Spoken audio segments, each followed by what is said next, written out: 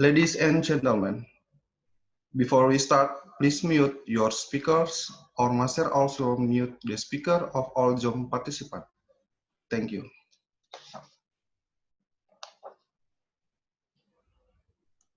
The Honorable Rector of KHAIRUN University, Professor Dr. Hussein Alti, the Dean of Faculty Economic and Business, KHAIRUN University, Dr. Abdullah Jabi, the keynote speakers, lectors, distinguished guests, fellow students, ladies and gentlemen. Assalamualaikum warahmatullahi wabarakatuh. Good morning. I'm Ibnu Sina, Master of Ceremony for today's conference. We are very pleased and honored to be here. First of all, we would like to welcome you all to this prestigious conference, the first international conference on economic, business, and accounting, ICEBAT 2020, held by the Faculty of Economic and Business, KHAIRUN University, and supported by the Association of International Business and Professional Management, AIBPM. We hold this conference with the theme, the Archipelago Economy Unleashing Indonesian Potential to Boost Sustainable Economic Growth. Before we continue, please allow me to announce the rundown of the conference. The first, opening the video, Indonesia Raya speech take picture. And the next, speech by keynote speaker, question and answer, closing panel session, session 1 until session 4, closing parallel. Ladies and gentlemen, the National Indonesia Anthem.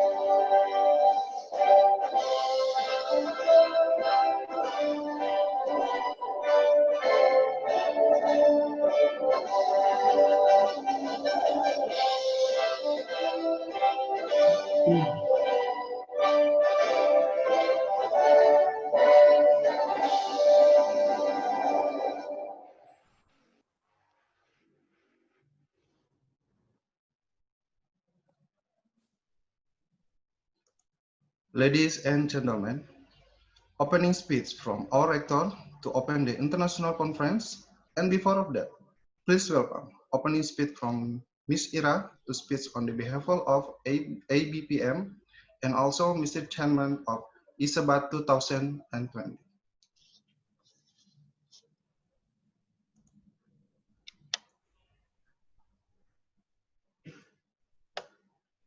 Assalamualaikum warahmatullahi wabarakatuh. Welcome our honorable invitation, keynote speaker, participant, and presenter. Good morning and best wishes for all of us. Let us say praise and gratitude to the Almighty God.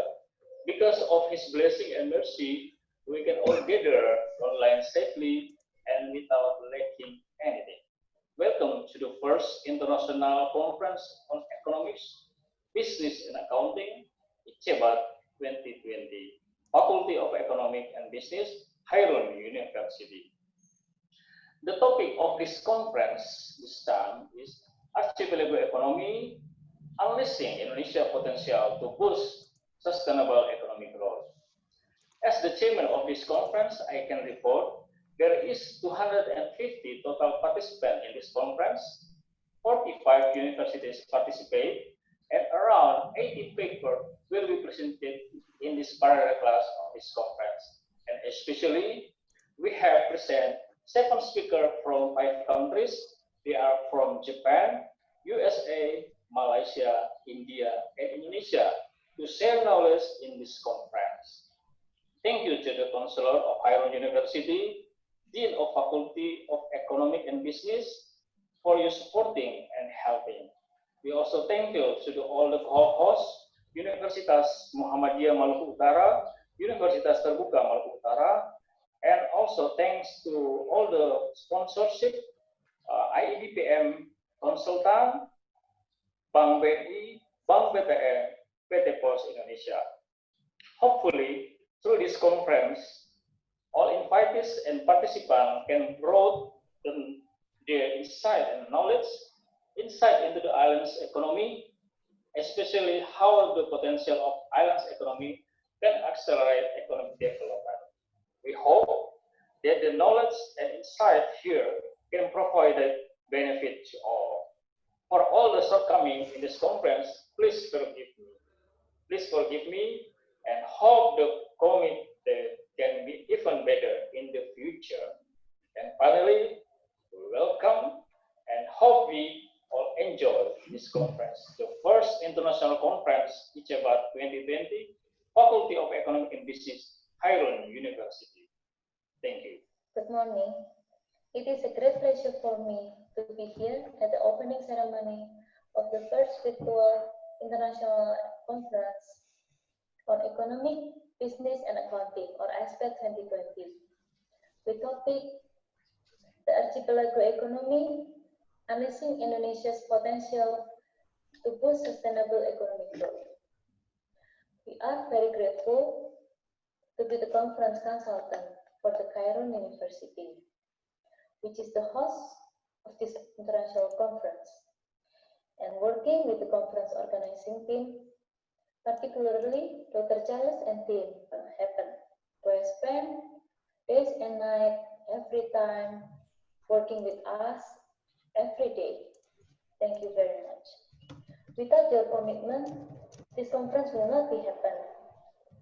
A special thank you for the President of the KHAIRUN University and Dean of Economy Faculty of KHAIRUN University, and all keynote speakers for your support. AIBPM is a business and professional management association. It's a consultant for this conference. We have been consultant, co-host and host in many conferences. We have support more than 100 conference, workshops, and seminars. We also help so many researchers to publish their articles in international conference, international journals, Scopus Index, and national index journal. We are very happy to work with our energetic team from KHAIRUN University and hope this conference will be one of our success story in terms of conference partnership. We decided to support this conference because we believe that there is a great demand for this conference. It is part of Indonesia, which less of conference have been conducted, and ICEBAT is the answer. ICEBAT has special focus on archipelago economy, which is important to be explored, as we know that Indonesia has so many islands and still lack of research in this field. The ICEBAT is also forum for international scientists, researchers, and students who in cooperation to understand and share their knowledge and expertise in economy, business, and accounting. The conference such as this provide a valuable opportunity for research, scientists, industry specialists, and also decision makers to share their experience. I'm grateful to the many experts who will come to share their knowledge in this conference. So, on behalf of IBPM, thank you for all keynote speakers. Professor Cheng from University of Tunku, Abdul Rahman, Malaysia. Professor J. Sekera from Tokyo International University, Japan. Dr. Lev Wododiskas, Penny Laos, SAMM, Region of Morotai, Indonesia. Madeline Dharma, PhD, FISM. Professor Dr. Stans and Dr. Sudirahna. I also welcome the many representatives of government, industry association, and NGOs who will join this conference. I'm sure you will have fruitful and rewarding exchange in this conference, and I wish you every success with this important conference. So I look forward to learning about this. Thank you very much. Assalamualaikum warahmatullahi wabarakatuh. Good morning, everyone. It's my pleasure to deliver this speech on the first international conference on economic, business, and accounting, with the theme Archipelago Economy and held by the Faculty of Economic and Business, KHAIRUN University. I am also proud that this conference can be finally held after a series of delays due to the pandemic of COVID-19 that has led to many uncertainties. I would like to use this opportunity to welcome and thank you all, the honorable speakers today. We have Prof Raja Sekera from Tokyo International University, Japan, Professor Dr. Madeline Dharma, Fellow Academic of Science from Universiti Kebangsaan Malaysia, Professor Cheng from University of Tunku Abdul Rahman, Malaysia, Professor Dr. Stans Joyce Lapian, SAMM from Samratulangi University, Indonesia, Lev Wododiskas, PhD from Arizona State University, USA, Dr. Sudirahna from FE India, and Benny Laos, Head of Kepulauan Morotai Region, the province of North Maluku, Indonesia. A very warm welcome from me to all of you. I also would like to welcome all the participants and presenters who come from various universities. I thank the committee for their effort to realize this conference happiness. I greatly hope that this conference is a medium to share ideas and results, and excellent opportunity for publishing. The publication will immensely impact on our university's ranking and reputation. Hence, I hope that this conference could be an annual event for the Faculty Economic and Business. I now open this first international conference on economic, business, and accounting on today, the 21st of July 2020. I close this delivery by congratulating all participants and enjoy the rest of the conference. Thank you. Assalamualaikum warahmatullahi wabarakatuh.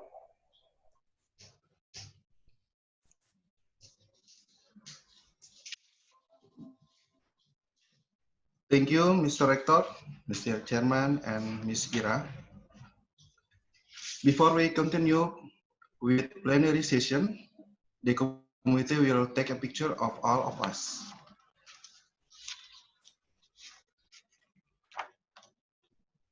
Okay, please keep smile. We are going to take a picture of all of you.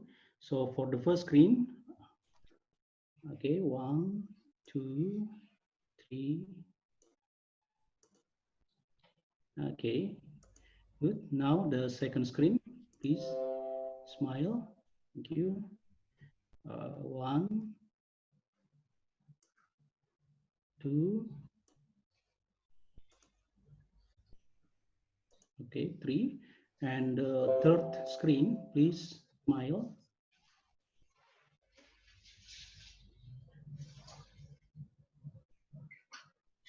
1, 2, 3. And last screen, the screen number 4. Smile. 1, 2, 3. Okay, good. Thank you. Back to MC. Thank you, Mr. Suban. On this occasionally, we also would like to introduce the profile of KHAIRUN University of North Maluku, Indonesia.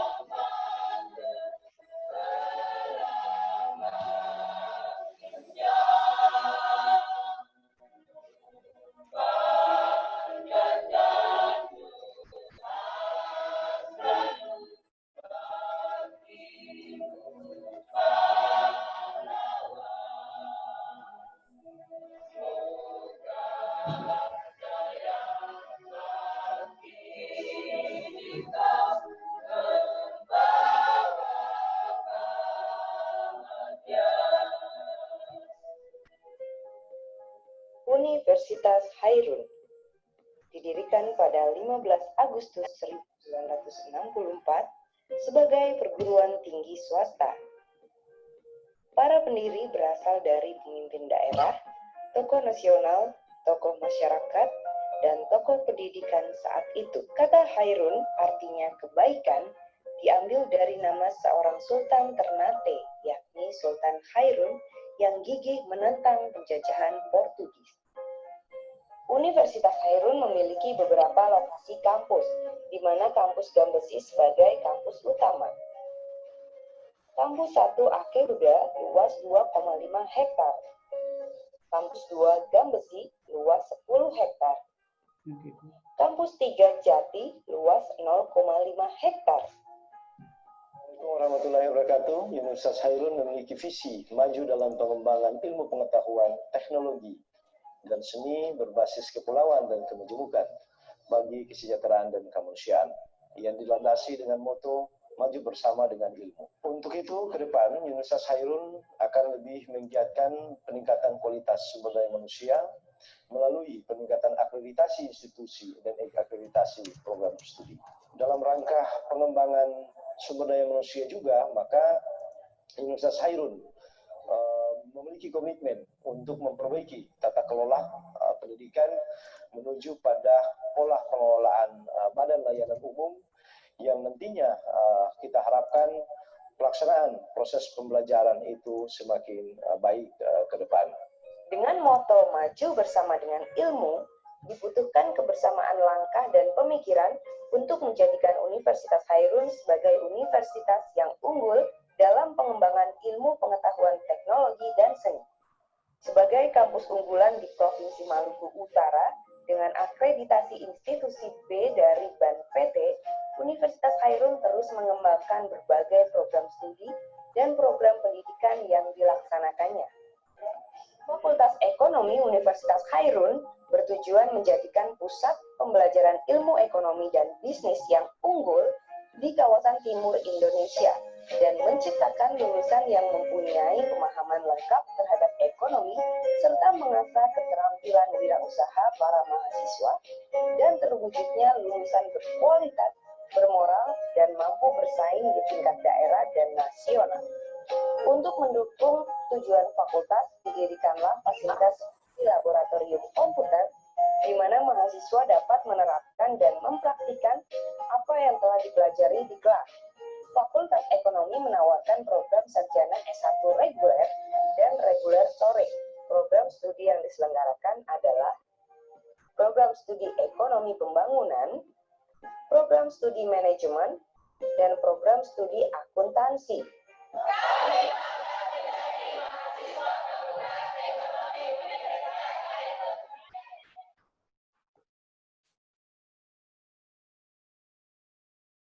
Okay, thank you. Back to MC. Ladies and gentlemen, this time for me introduce the keynote speaker for this conference. Our speakers are the first, Professor Joy Rajasekara from Tokyo International University, Japan. The second, Professor Cheng Ming from Universiti Tunku Abdul Rahman from Malaysia. The third, Professor Dr. Madeline Berma from Fellow Academy of Science University, Kebangsaan Malaysia. The fourth, Professor Dr. Stans Joyce Lapian from University of Samratulangi, Indonesia. The fifth, Mr. Lev Horodowski, PhD from Pennsylvania University, USA. The sixth, Mr. Sudirana, PhD from VAAB, India. And the last keynote speaker, Mr. Benny Laus, region of Morotai, Indonesia. Thank you. In order to start, please welcome our moderator today, Dr. Prince Charles Heston Runtunuwu is a lecturer in Faculty of Economic and Business. His last education was doctoral at Airlangga University and was of the best doctoral graduate of Airlangga University in 2008. With expertise in the field of economic, public, and monetary, he was often speaker at several international conferences and is currently also the head of the Center of Banking Research Study and Business at the Faculty of Economy Unhair, North Maluku, Indonesia. Time and place is yours, Dr. Charles. Thank you so much, Mr. Ibnu Cina. It's my honor and pleasure to be a moderator at this conference international for now. Before I start the plenary session, let me announce the rule and time for the presentation. Today we have 7 main speakers and our time is limited. So I want to let you know that the presentation time is 15 minutes. And our question from participants later at the end of the presentation after all main speakers delivered their presentation. I just want to say that the question from participants should be written in the chat room with following the format: name, institution, speaker, question. For example, Jeffrey, Hasanuddin University, Prof J, and asking about branding. That's the example if you want to asking the question. And at the end of the panel session, if we have enough time, there is an opportunity to ask directly to the all keynote speaker. Okay, now ladies and gentlemen, please welcome our first speaker, Prof J. Rajasekara from Tokyo International University, Japan.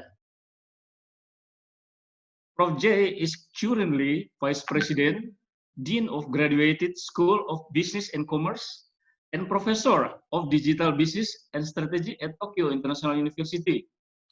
His previous position include Vice President of Tokyo International University and Dean of its business school, which became Japan's #1 school as ranked by Business Week during his tenure. He has co-authored 4 books and published more than 50 articles in academically ranked journals. His current research interests include optimization theory, digital analytics, digital economics, entrepreneurship, society 5.0, and sustainable development. And now, Prof. J will bring the topic, building the real economies using virtual digital means, the archipelago or not, new economy has no boundary. Prof. J, the time is yours. Thank you so much, sir. Dr. Charles. Can everyone hear me well? Yes, we can hear you. Okay, good. So it is my great pleasure to talk to you today from Tokyo, International University of Japan. So I really appreciate, you and everybody and organizing this great session in this difficult time. And so it's a great opportunity though that a world community can participate in this kind of event in Sulawesi in Indonesia. So let me talk about my topic. So my topic is building real economy using the virtual economies. As you know, that the world is changing rapidly, and this coronavirus had speeded up that even more. So things are changing at rapid speed. And so how can we tap into these global changes? And so that is the key point in my talk. And also how can a country like Indonesia, which is a large country composed of archipelago, small islands and big islands, and how can you tap into the global economy? And so I start with a little bit historical things. And this is the telephone call from to the United States from Japan in 1984. And this shows up to 2006. You see it's going down. And how much we pay now? Almost free, So this is a big change that had happened over the years. And the things are free, communication is free. That's why we can do this, online. I'm calling, now addressing you from Japan. And that is made possible by this vast change. So this had created global economies change to digital business and the digital economics. And the free internet created an expansion of the businesses. Let me change this one. Explosion of using IT in manufacturing and service industries, and start of so-called digital transformation, and the root goes to this. And so if you look up the what had happened in the look at the what had happened to the big companies in the world in 1990s. These were the big companies and most of them were United States based and mostly local. That's the highlight I want to give. These are local companies. If you look up now, the biggest companies, they are Google, Apple, Microsoft.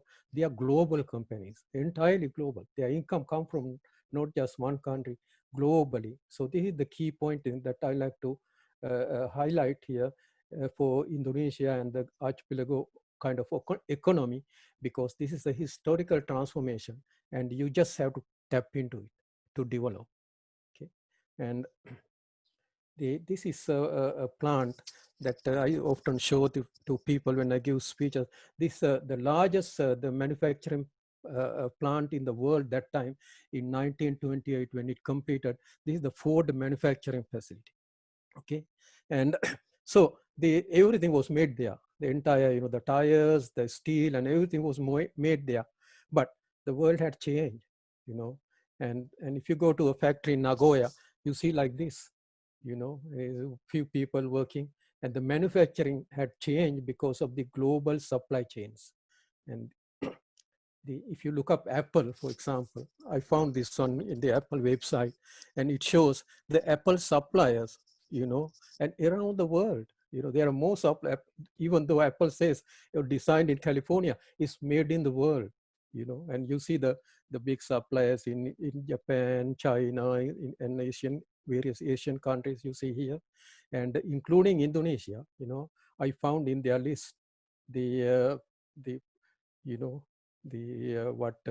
five suppliers. In fact, in Indonesia, you have this Apple phone, and inside there are parts made in your country, and so this is the big change. So you have to tap into these big changes, and if you want to develop the countries. So these changes had developed something called app economy, I would say, and this had let me see, something's happened in my this had they created economies that benefit a lot of people, the ecosystem. Amazon, for example, $225 billion to stores who are selling in their Amazon store, $225 billion per year. Okay, these are the latest data I gather. Apple, $5 billion just for developers, the app developers. And how about Gojek and other companies you have in Indonesia? Get to that in a moment. And so this app economies, two things, key things. You need a good logistic network, logistic infrastructure, using the technologies and the network. So you need good logistic infrastructure to make these things happen, particularly in a country like Indonesia. It's very important. And then the e-commerce. Okay, so two things, key things that you can tap in. You can tap in any place in Sulawesi, any place in Indonesia, and tap into the global the value chains, I would say. And if you look up Amazon, the Amazon itself make big money. I didn't show it. They make, I don't know, maybe close to $1 trillion or so sales. They say will be approaching, and then a lot of other people, and they are riding on this wave, and they so they are making that big money. I just mentioned more than $200 billion right now, and per year. And Apple itself, in fact, I just showed only the part for the app, but the other sales and other things, they are bigger than the biggest economies in the world. And this part we call, in technical terms, we call long tail, and this is where long tail. And in App Store, you have more than 2.5 million sellers. They are in here, and so they sell everything and local things. You can tap in from Indonesia, sell local things. There are people now buying things, anywhere in the world. They buy from any country. And this is in Indonesia. I know you know about the Gojek, and Gojek had this Go Food campaign and delivering food, and how many restaurants are there now tapping in, and so they are the long tail in here, long tail. So I will get into their numbers in a moment, but this is the situation. So you have to tap into this long tail and selling nasi goreng or whatever, satay, the kind of food, I by the way, I used to go in Indonesia often. This corona, kind of stopped me. It's, in fact, I was going to come, to the conference, Dr. Charles, the announced and organized in April. I couldn't come because this corona, but I come there own, and I have good friend in Indonesia universities. So this Gojek can go for, and so I like to make a little comparison also, compared to what is Amazon and Apple, etc., and the valuation of Gojek. Okay, so that you can. So this is what is. So Amazon paid 225 billion, and how about Gojek? And if you look up all the drivers, the compensation, everything, Gojek paid 6.7 billion. Now, Amazon is in the United States, Apple is in the United States. They are big countries, but Indonesia is a big country too. Its economy is growing. So there's a long way to go in this particular story. That's what I'm telling you. Okay, so the Gojek may be a small company right now, maybe not as global. So they have to grow global. Okay, so that's where the growth comes from, particularly for a country, like Indonesia. We have many large islands, and so you have to develop two things.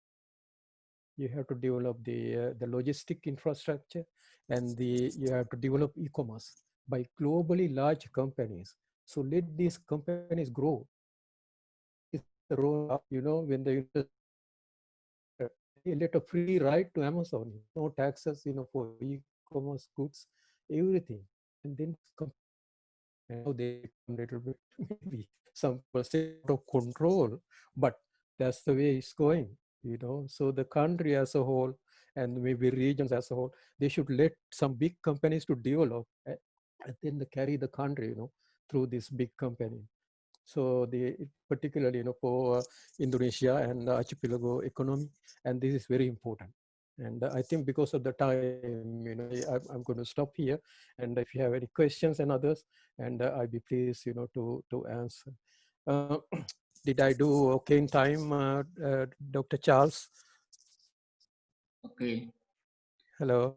Yeah, okay. Yeah, so I think with that, you know, I want to say thank you very much and terima kasih. And so I have my email address and other things too here. And but anyway, so I like to thank, you know, everyone, you know, for this chance that I could talk to your global audience, and particularly to your, you know, the university, you know, and the audience from Japan. Thank you so much. Terima kasih. Thank you. Okay, thank you so much, Prof. J. Rajasekera from Tokyo International University. Thank you so much, Very sir. interesting presentation, I think.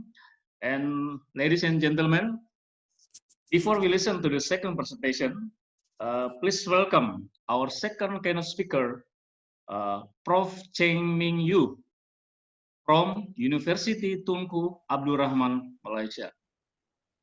Prof. Cheng Ming Yu is currently a professor of economics in Faculty of Accountancy and Management, director of the Institute of Management and Leadership Development, and chairperson of the Belt and Road Strategic Research Center at Universiti Tunku Abdul Rahman, Malaysia. Okay, and for now, Prof. Cheng Ming Yu will bring the topic, the economic implication of COVID-19 pandemic. Let's give a applause for Prof. Cheng Ming Yu, and the time is yours. Thank you very much, Dr. Prince Charles, and good morning, everyone, and good evening to Dr. Lei from America. Okay, so today my topic is on the economic implications of COVID-19 pandemic. Actually, my talk will be the part one of the story, and I believe Professor Madeline, who will speak later, she will actually discuss more on the implications from other perspectives. So I will give generally a very broad ideas about this COVID-19 pandemic and what are the implications, basically from the economic perspective. Of course, the pandemic, the COVID-19 brings with it the implications in various aspects, not only on economics, okay, including environmental, you know, and also social, political. There are many other challenges here. So we actually focus more on the economic implications in general, and I'll look at more on the global, and some of the focus will be on the some of the ASEAN countries. So this will be the subtopics for my talk. So let's look at the COVID-19 pandemic. Sorry, COVID-19 pandemic. It is really a challenge for the global economy, because this pandemic is introducing unprecedented challenges in terms of the pandemic shock itself, and also the associated shocks, for instance, the economic shocks, social shocks that brought with the this outbreak of this pandemic. Of course, we know that this COVID-19 basically started from the early of the year. For the past 6 months, the speed of the spread and also the coverage, as well as the death of the virus, coronavirus itself, actually is bringing a lot of challenges from the public health perspective. But more importantly, I think the challenges stems from the restrictive measures, the control measures to contain the outbreak of this virus. And most of us has experienced a lockdown period in your respective countries. And so it has actually changed every aspect of our life, including our consumptions, our behavior in consuming, productions. We had to work from home, and then we had to actually learn from home as well. So from kitchens to living rooms, so everywhere, I think we are actually connected online through these different methods. So it's changed our lifestyle in a way or another. So, but the spread of this the coronavirus or the COVID-19 actually is not, we have not really seen the end yet. And in fact, I just downloaded this information yesterday. This was for July 19. The numbers actually, it has kept on increasing. And just based on the statistic that I collected from Saturday's July 18, it seems that every hour globally, there will be about 10,000 confirmed cases. So actually in Malaysia, we are also seeing the possibility of the second wave coming back. So we started to see the double-digit confirmed cases the past few days. Before that, actually, we are quite happy that we can only see the very low numbers of the cases in Malaysia. So that was why I was in an urgent meeting just now, because we are discussing like our university. Actually, we are preparing for opening.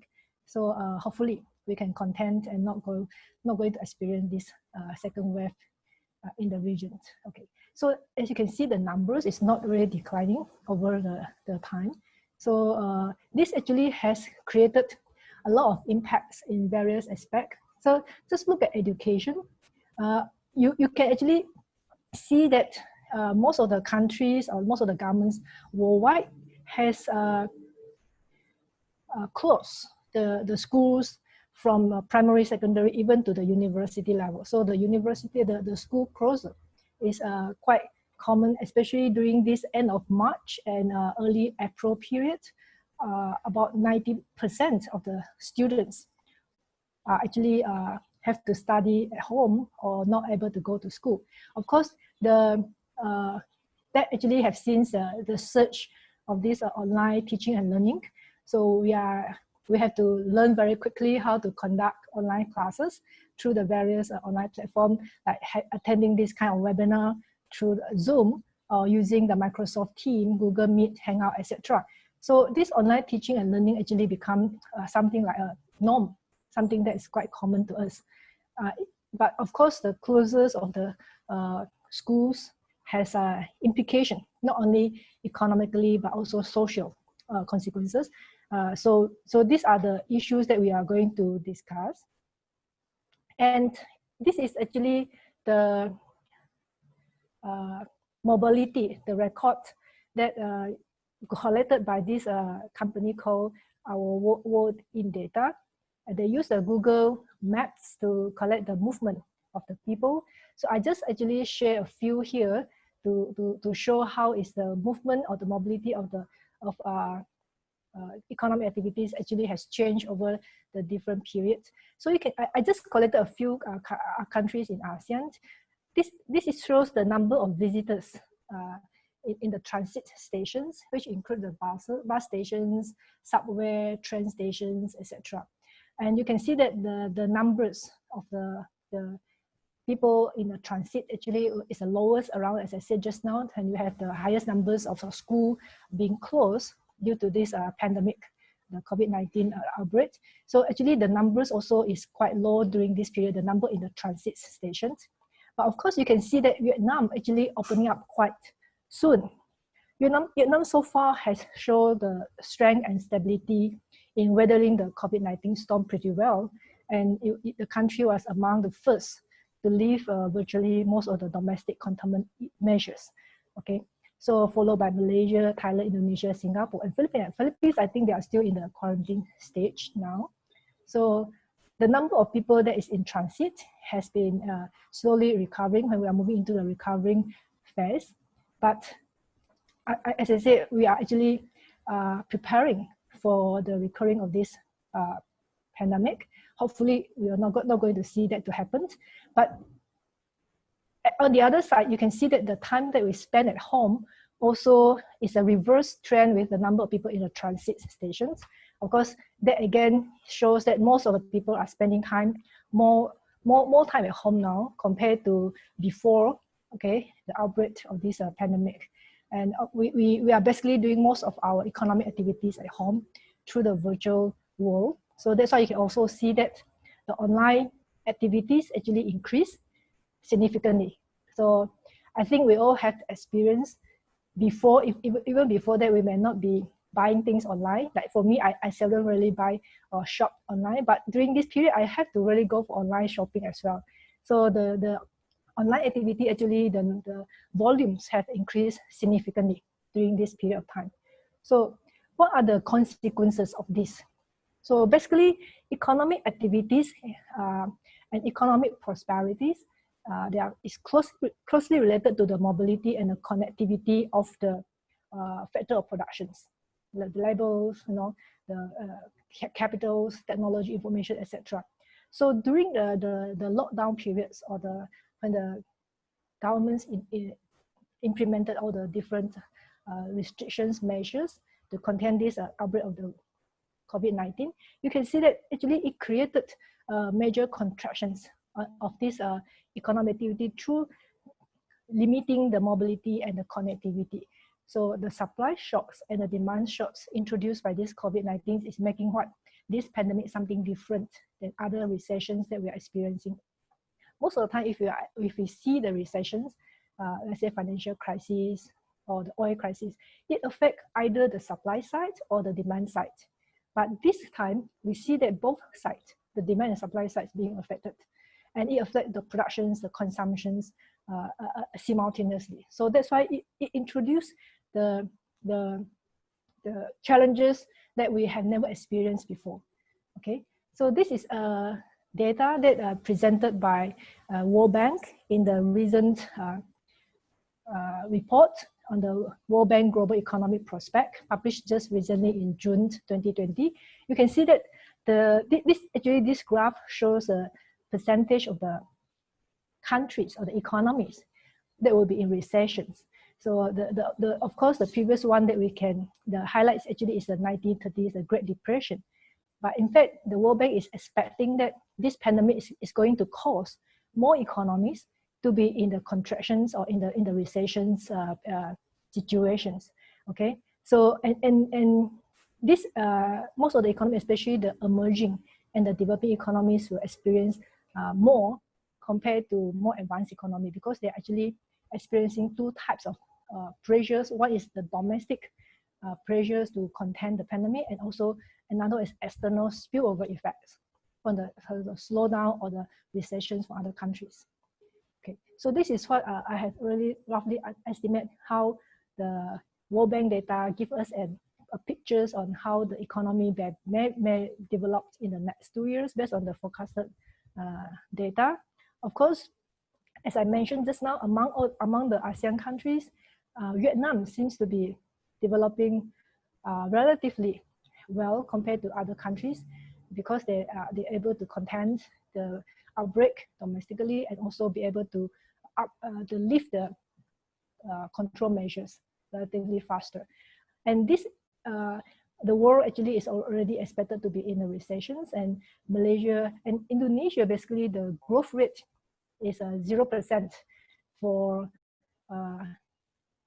the expected for 2020. So that means it's not really a recession, but it will be maybe zero growth. But Malaysia, we're expecting to have a minus growth rate, and Thailand as well. So this estimate is still considered quite optimistic. Okay, considering that the outbreak, we can actually we can uplift all the control measures by mid of the year. This is based on this forecast that this estimation was calculated. But in case the COVID outbreaks persist or restrictions on the movement have to be extended or reintroduced, I think there will be more disruptions to the economic activities, and the recession could be extended or reintroduced. So that's why it's still very uncertain at this stage how our economy may develop in the near future. And in terms of unemployment, of course, we know that many people are losing their job now, okay? And this is really not something that we have experienced before. The job losses is quite serious, and especially in emerging and also the developing economies, okay? Because we are more badly hit during this crisis period. Okay. So what are the changes that we could observe, and what are the implications from it? So many people are saying that a new norm is emerging. So what is this new normal?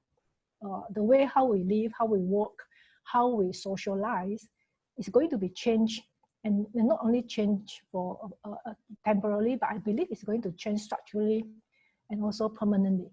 Okay, so the social distancing and also how we are actually going to do our normal, what we should do and how we should do our things might be changing.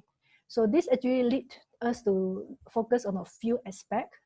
Of course, as I said, there are many areas that we can look at, but I'm just looking at 4 important aspects for the discussions due to the time limitation that I have.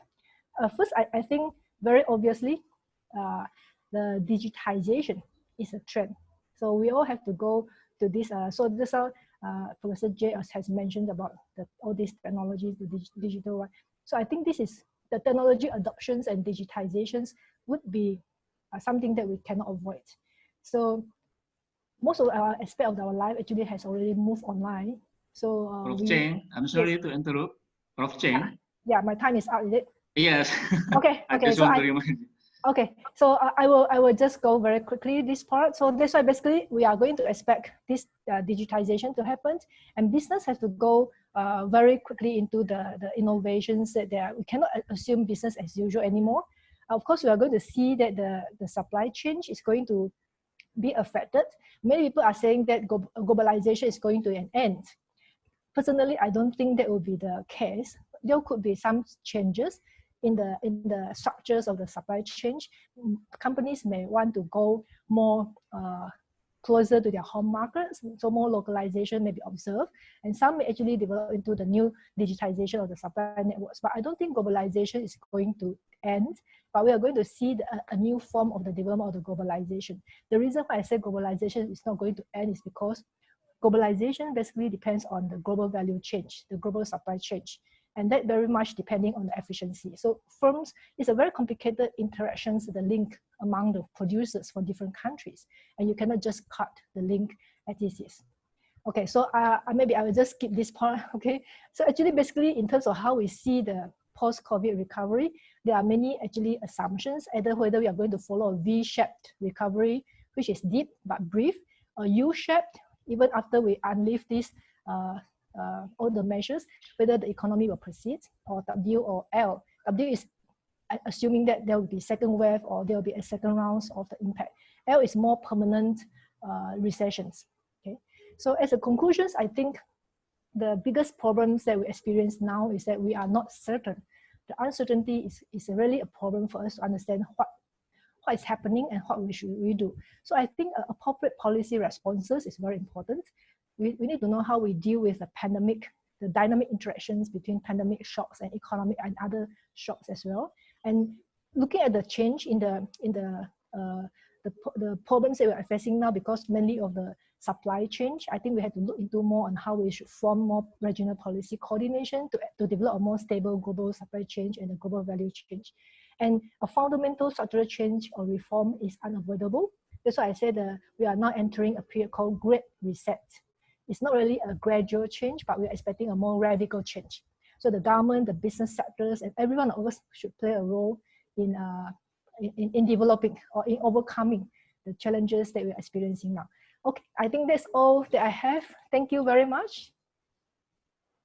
Okay, thank you so much, Prof Cheng Yu from Universiti Tunku Abdul Rahman, Malaysia. Very interesting presentation, but our time is limited, so I'm so sorry. Maybe we can continue at question and answer at the end of this presentation. Okay, ladies and gentlemen, before we listen to the third presentation, please welcome our third presentation, Prof. Dr. Stans Deutsch Lapian from Samratulangi University, Indonesia. Prof. Deutsch Lapian graduated from Economy Development Samratulangi University. She pursued her postgraduate in Management Sciences and Public Policy Studies in Tsukuba, University of Japan. After that, she pursued her doctoral degree in management in Brawijaya University. She was also a professor in marketing field.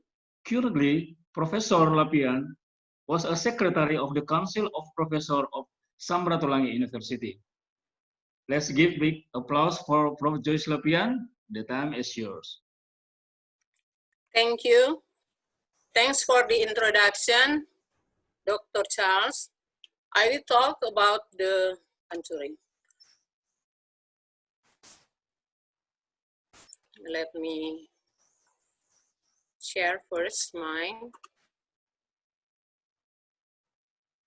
Okay.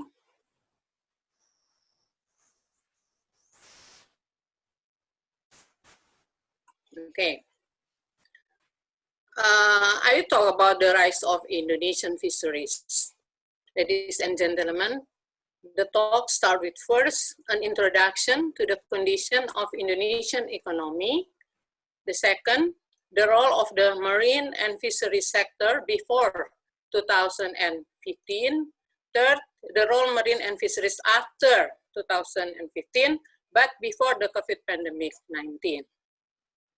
Okay.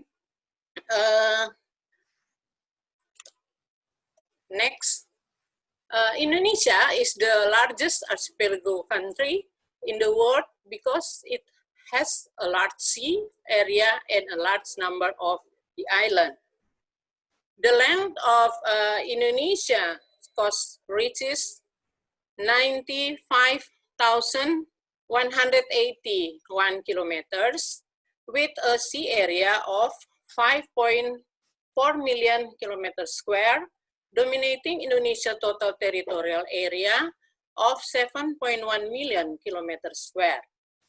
Approximately 92% of Indonesia territory is sea and water, where the land area is 1.91 million kilometers square, and the territorial water area reaches 6.32 million kilometers square.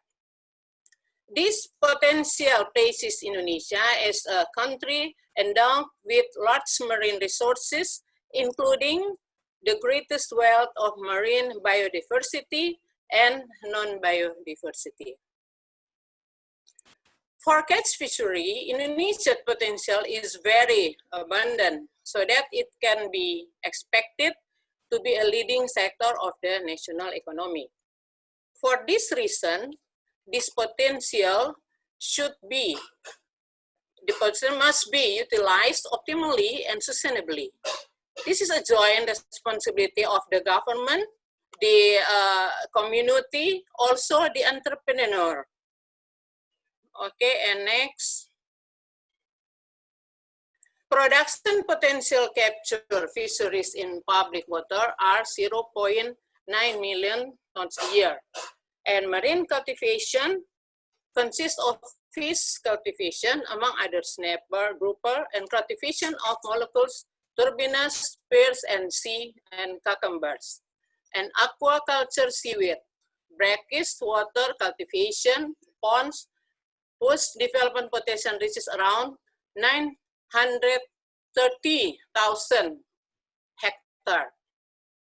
Freshwater cultivation consists of common water, lakes, reservoirs, rivers, marshes, and freshwater ponds, and rice paddy in paddy fields, as well as marine biotechnology for the development of marine biotechnology industry, such as raw material industry for food, natural feed material industry, fish, shrimp, seed, and food industry. So the potential of Indonesian seafood and fishery reaches 3,000 trillion per year, but that has been utilized only around 220 trillion, or about 7.5%. Look at this. This is the marine and fisheries GDP at constant 2010 prices.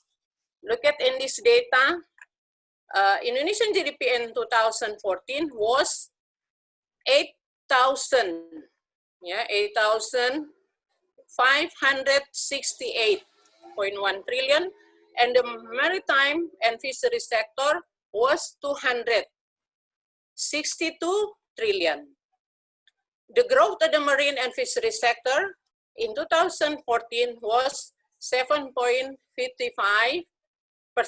greater than Indonesia GDP growth rate of 5.02%.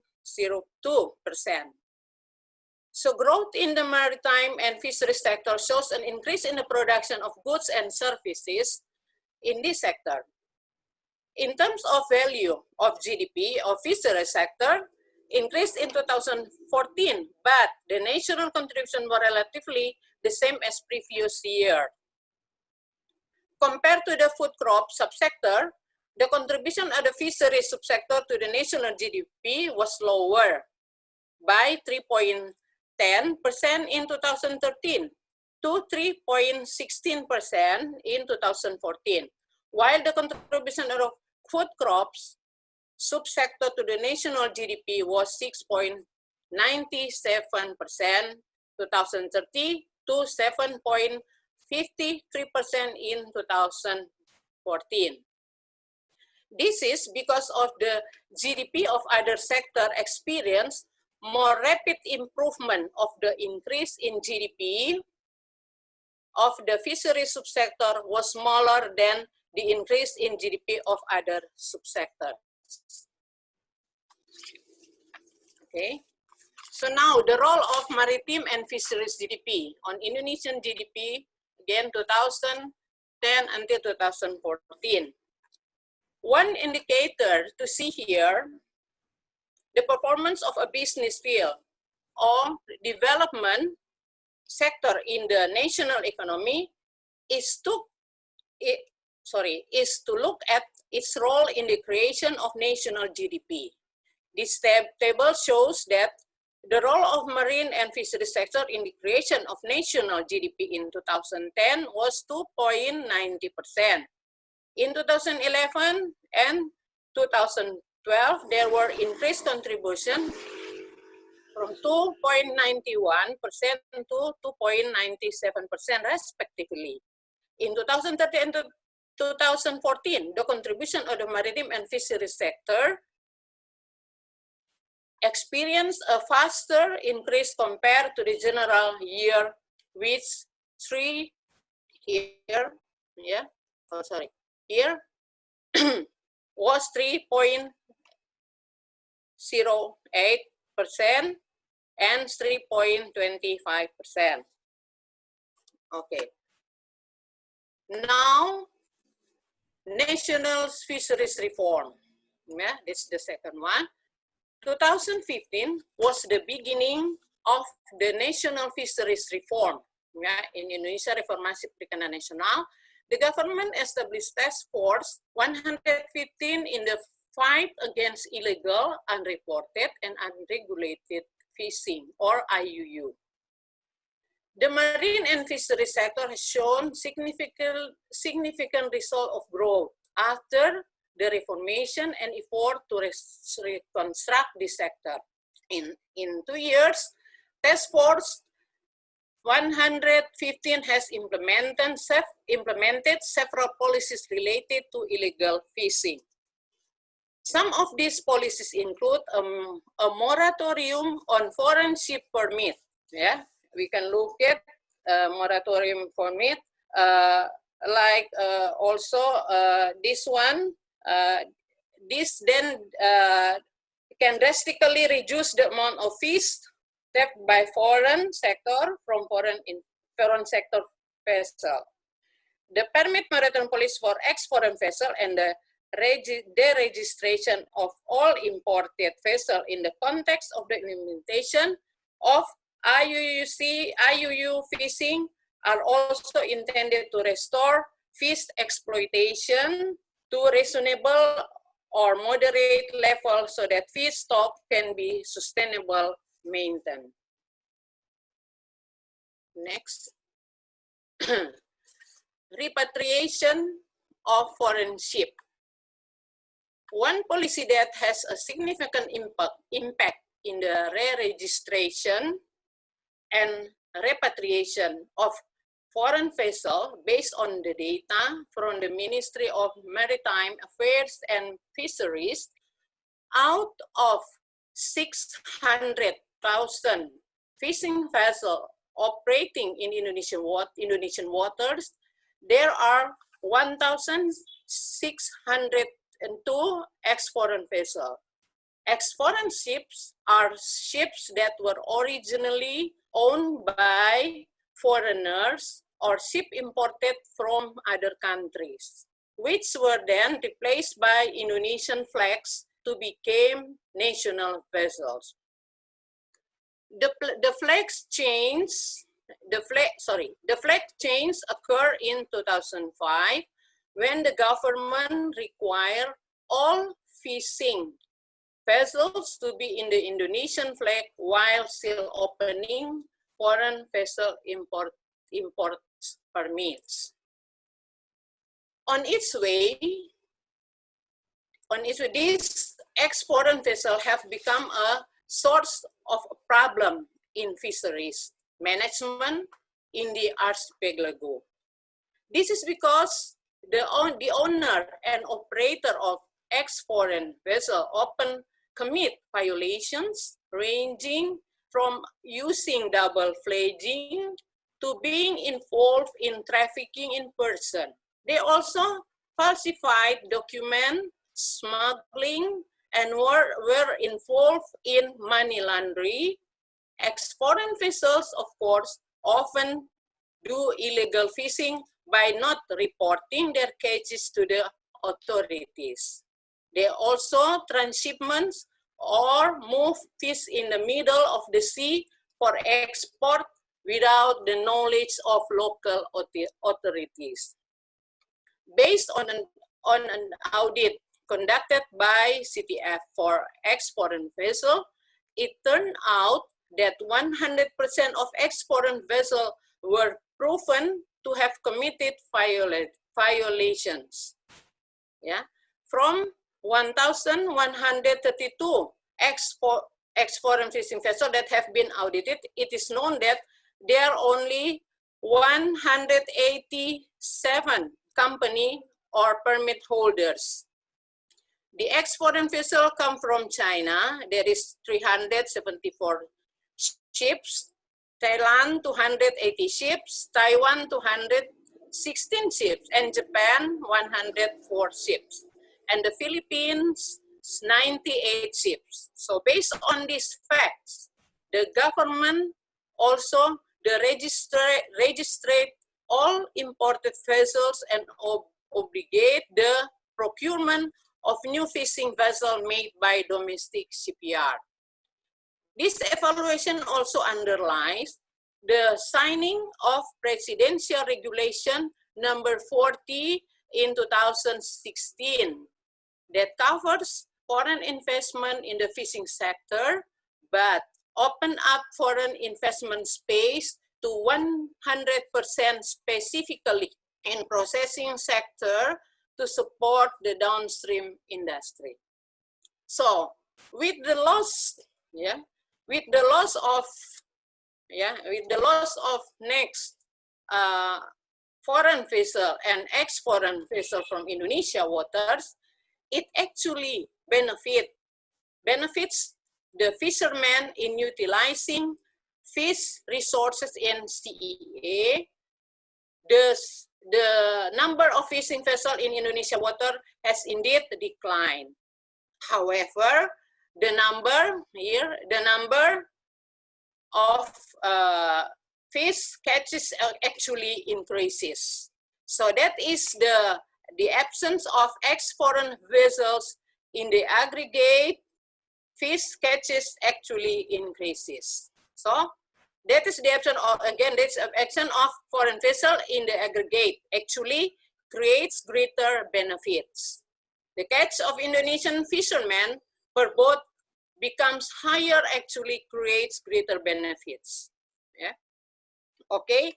And the next here, illegal, unreported, and unregulated fishing. Not this one, not regulated.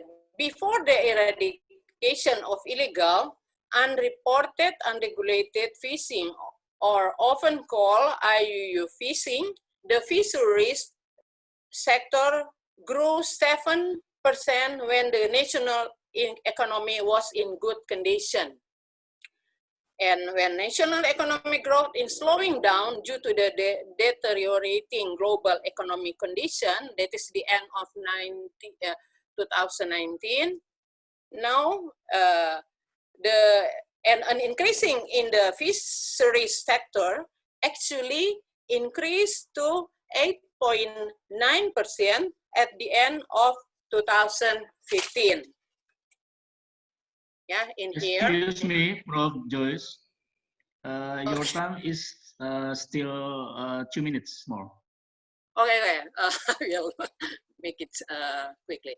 Okay, then the third, increasing the export performance of fisheries products. Export of fisheries product until November 2015 contribute 0.23%. Yeah, and next.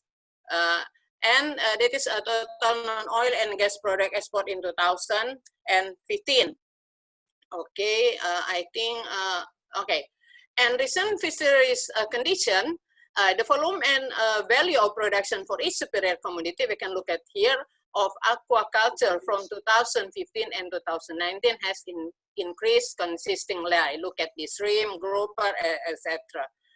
And the big contribution, the production sector in fisheries will contribute quite significantly to the country's exporting performance. And the major export, yeah, will follow like this one, yeah, by 147 fishing company that were guided by the Fish Quarantine Agency Quality Control and Safety of Fisheries Product.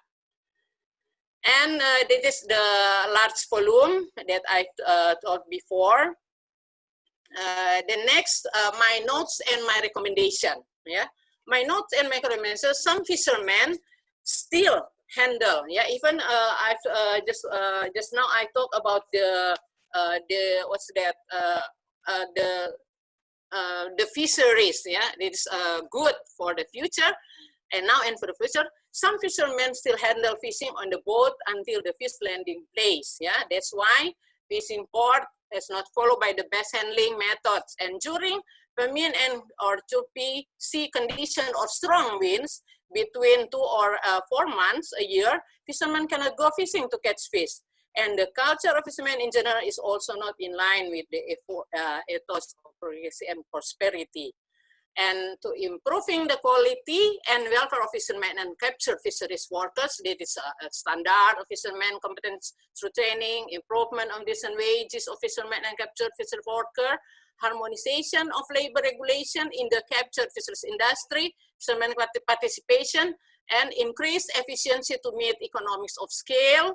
Yeah, provide access to financial and banking institutions for small-scale fishermen.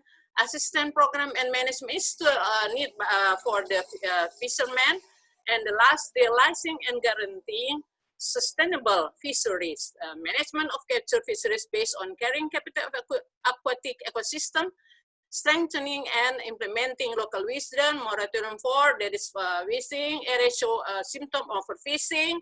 Yeah, that's all. Thank you, Sir Pins. Time I give it back to you. Thank you. Okay, thank you so much, Prof. Joyce. Yes, the data from Marine and Fisheries in Indonesia. I think it's very interesting because complete data on extraordinary fisheries potential in Indonesia we can give to our in this forum. Okay, for the next speaker, please welcome Prof. Madeline Berma from Fellow Academy Sciences of Malaysia. Madeline Berma received her doctoral of philosophy from University of Hull, England, Master of Art from the University of Wisconsin-Madison, and Bachelor of Economics from Universiti Kebangsaan Malaysia. Madeline Berma is currently Fellow of Academic Science Malaysia. She served as Deputy Chair, Education Policy Review. She served as the Director, the Tun Fatimah Hashim Women's Leadership Center, Universiti Kebangsaan Malaysia, from 2011 until 2016. Okay, for now, Prof. Madeline will deliver the topic, the impact and policy response for COVID-19 pandemic lesson from Malaysia for the archipelago economy. Please welcome Prof. Madeline Berma. The time is yours. Terima kasih, Dr. Prince Charles. I like your name, Prince Charles. I thought I was referring to somebody from England. Thank you for inviting me to this program. So first of all, I would like to say thank you to the organizing committee, the chair of this, the director of KHAIRUN University. I must visit your university one of these days. I love the place. I saw the video just now. I said I must go to this place and eat lots of fish.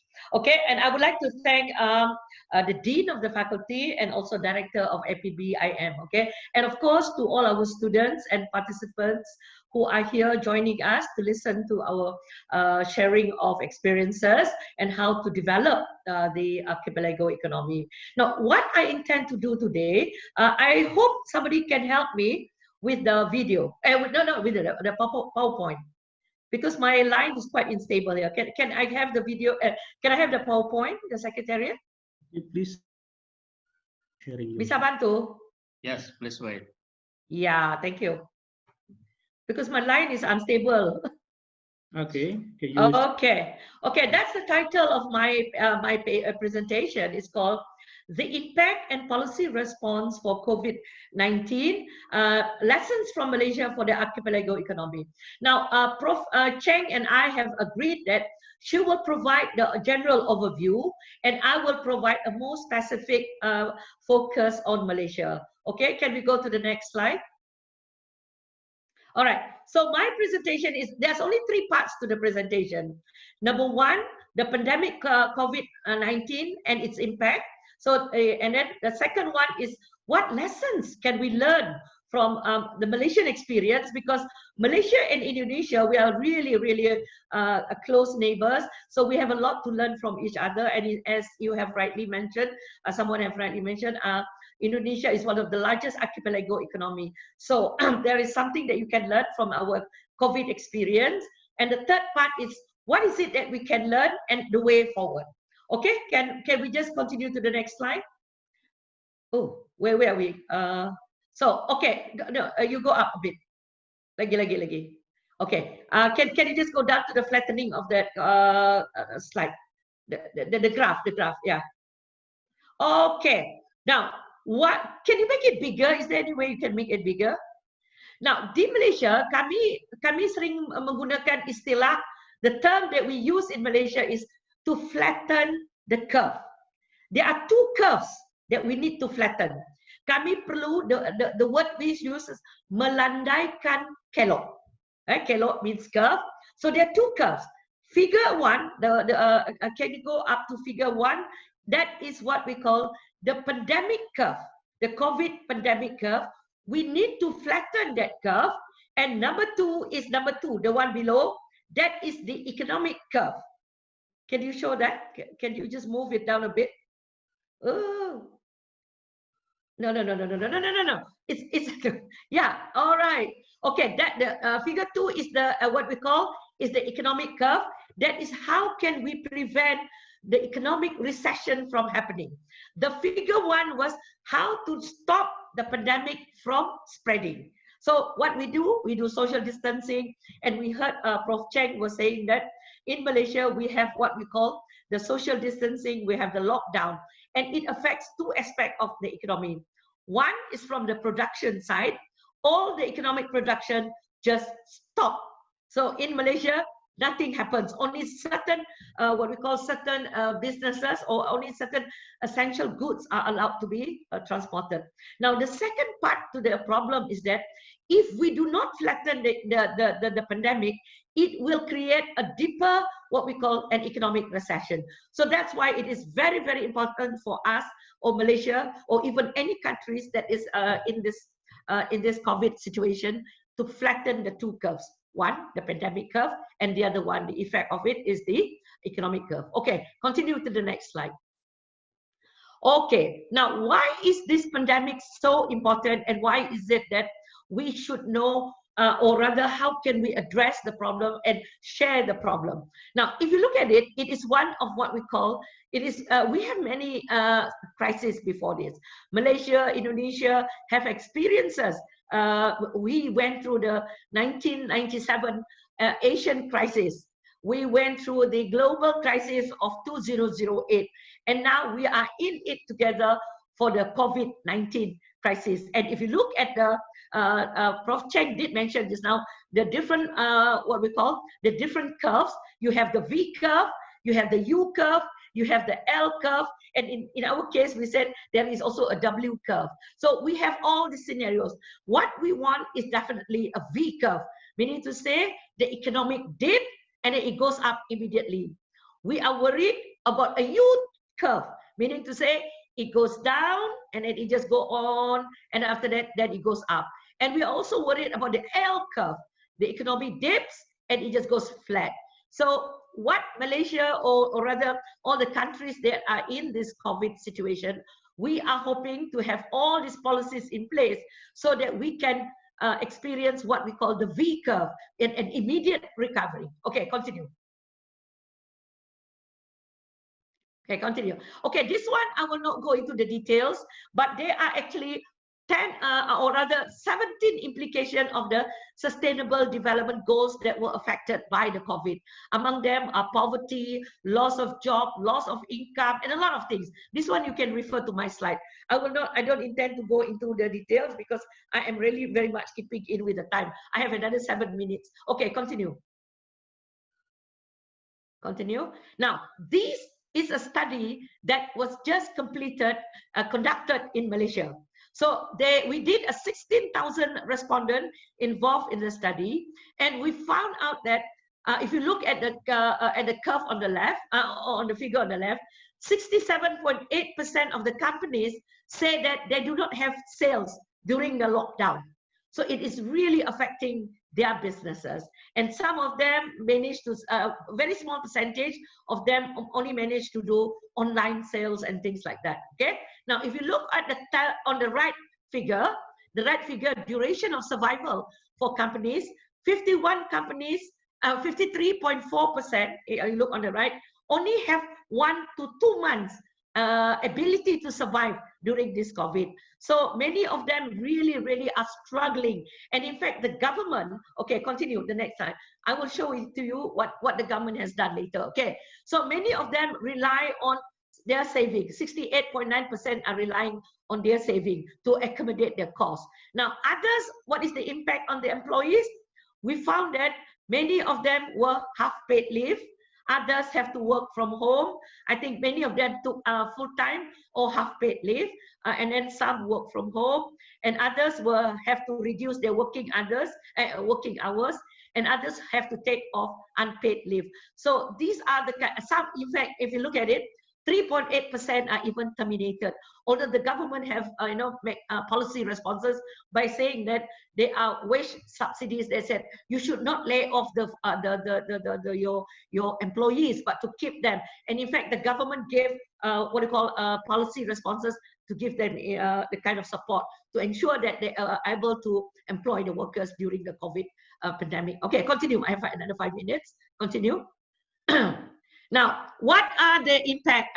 The main issues. If you look at the issues, it's all about salary payment, no customers, and what we call rental. So these are one of the key issues faced by the businesses in Malaysia. Okay, continue.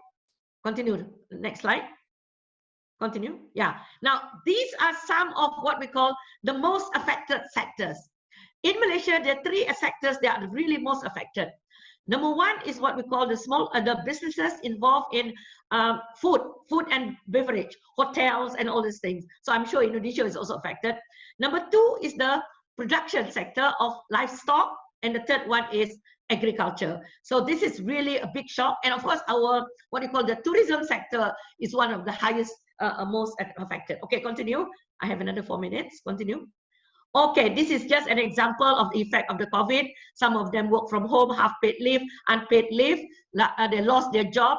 And then some of them, number of working hours reduced, number of working hours increased, and some of them do not have impact. Most of them who don't have impact are mostly some like the GLCs and the top management. Okay, continue. Now, these are the new poor in Malaysia. After the COVID, we found out, 1, they are the poorest of the poor. And then we also have the poor, they are working, but they are poor.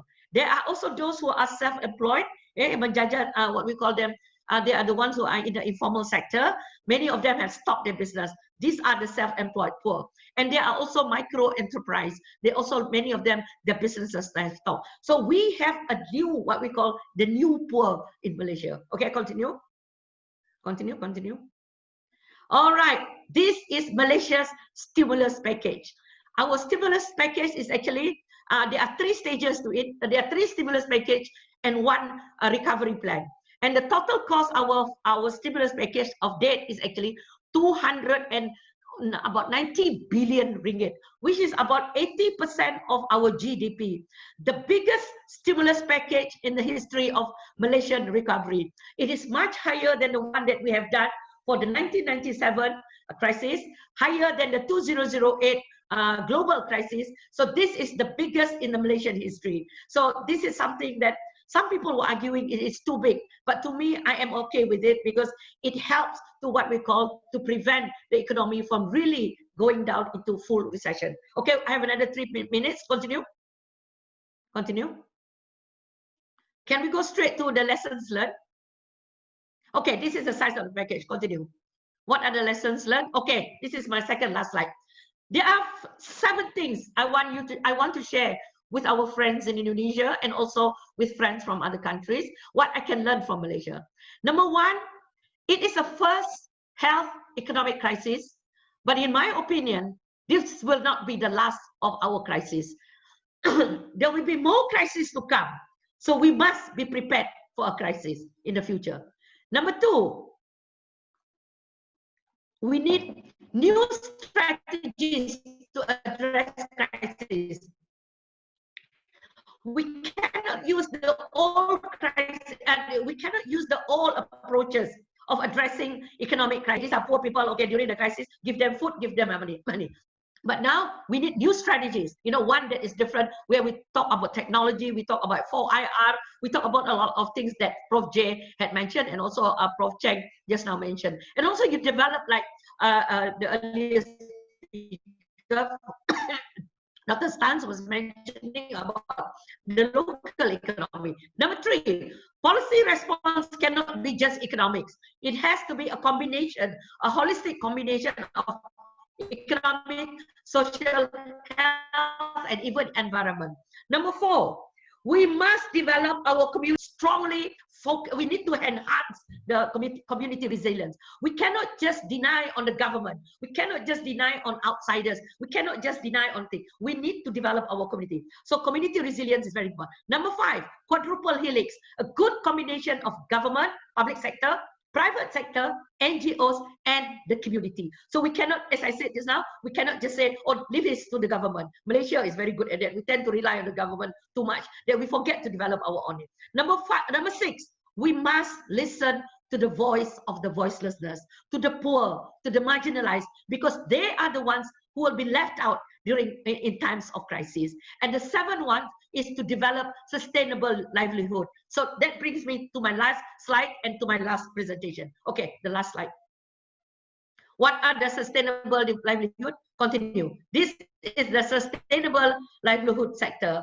We take into account the vulnerability index, and most important, we need to focus on the livelihood assets. The other one, if you look like the diamond, there are assets that we must develop in our community. Number 1, natural asset, the environment. It must be sustainable. Number 2, we must have human capital. Human capital means what? Education, skill, and health. That one we must develop. Number 3, we must have our, what we call the financial capital. Our people must have the resources, the financial resources. And they must have physical capital to be developed, and social capital. Indonesia is really good at that, meaning to say the networking, you know, what we call vertical and horizontal. Indonesians are fantastic in terms of networking. So social capital, develop it. So we must develop that to ensure that the policies are good and to make sure that when the new crisis comes, we can come up with all this livelihood, how to increase more income, how we can increase the well-being, not just the income, how we can reduce vulnerability, we improve food security, we improve all the other things, and finally to have what we call a more sustainable use of our natural resources, for which Indonesia God has been fair to you, God has been very kind to us. We have been given abundance of resources. Now, the most important thing is how can we develop that resources? Thank you very much. That's my presentation for today. Thank you, Prince Charles. Okay, thank you so much, Prof. Madeline. I think Indonesia must learn from Malaysia, because Malaysia has 7 lessons, strategic to fight the pandemic. I think Indonesia must learn hard from Malaysia this time. Okay, it's a very. We also need to learn from Indonesia, Prince Charles. Yes. Okay, we move to the next speaker. Welcome to the next speaker, Lev Horodisky, PhD from USA. Dr. Lev Horodisky completed his PhD in geoscience and astrobiology at Pennsylvania State University. Between 2010 and 2018, he worked at Arizona State University developing innovative digital science lab courses using intelligent tutoring system, including the astrobiology-focused habitable worlds.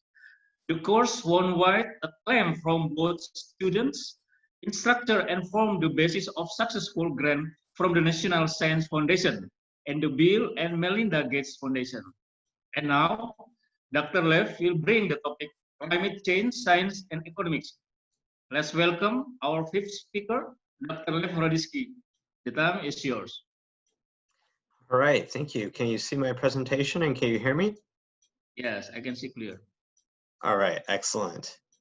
Okay, so I'll be talking about climate change, and I'll be talking mostly about the science and its impact on economics. Just to give you a brief overview of who I am, as Dr. Prince Charles introduced me, I have a PhD from Pennsylvania State University in geosciences and astrobiology, and I've spent a lot of time working on digital education, particularly in the sciences, including new programs that I'm doing through my nonprofit. So I was quite interested earlier on when we were discussing how we deal with digital technologies when we have to do a lot of remote learning. I was in Indonesia for a couple of months on a Fulbright scholar program, but I had to leave early because of the crisis. So that's how I ended up getting involved in this conference. And I'll be focusing mostly on the science of climate change and the geosciences and my astrobiology background, which is a combination of sciences of astronomy, geology, and biology to answer the question of, is there life elsewhere in the universe? It gives me a lot of cross-disciplinary experience, so it allows me to make connections across a lot of fields. So just to give you a brief orientation of, this is the US. I've labeled where I'm from, Arizona. That's home. It's this nice brown splotch here in the lower left corner. After I returned from Indonesia, I spent time in quarantine in the Michigan area, and I'm currently in Virginia. And I'll be headed back to the tropics to an island in a couple of weeks for a new position. What's interesting as you look here is that you see differences in coloration, the brown versus the green. And when you expand to the rest of the world, you start to see certain patterns that you can, that repeat. So for example, you can see this tropical band right here where everything's green. You have the Indonesian rainforests and tropical conditions there, as well as the jungles of Africa and the Amazon. But if you move farther north and further south, you start getting into these desert bands. And that's where I typically live. I live in one of these desert bands where it's quite dry, and you can see that there's a lot of brown along this stripe. Then if you move farther north and south, it gets green again. So we get our temperate climates. And then when we move towards the poles, we get to more deserts because the poles are essentially deserts. Most of the rain and most of the snow falls along the coast and not quite in the center. So these are the patterns that we want to explain. So coming from this astrobiology perspective, I like to think of global perspectives. Earth is a sphere, and that sphere is impacted by sunlight. And that sunlight is unevenly distributed across the planet's surface. You can see that you have high concentration of sunlight where the planet is directly facing the sun, and you get less sunlight along the North Pole and South Pole where the sun is hitting the Earth at more oblique angles. This results in a temperature differential where you have hot temperatures in the equator and cold temperatures along at both poles. And typically in nature, when you have this kind of discontinuity in temperatures, you establish a gradient. And what nature is very good at doing is dissipating gradients. And in order to do that, you need to move energy from the equator to the poles. This is typically done by the atmosphere. You'll have hot, warm air rising in the poles. This will cause the air to cool and the water vapor in the air to condense. So you get a lot of rain in these bands. And then that air makes its way eventually to the poles. So you could take this warm air and distribute it to the poles where it's colder to try to even out that temperature difference. That air cools and sinks, and then it moves along the surface of the Earth back to the poles, and so it circulates this way. So this is basically a giant convection pattern. You see similar things when you're boiling soup. You see these convection patterns. It's a quicker way for heat to get redistributed within your pot of soup. What we see in reality on Earth is we see three convection patterns. We see two of these temperature-dependent ones. One's close to the pole, one close to the equator, and then you have this other circulation between where the air is getting tumbled between these two convecting cells.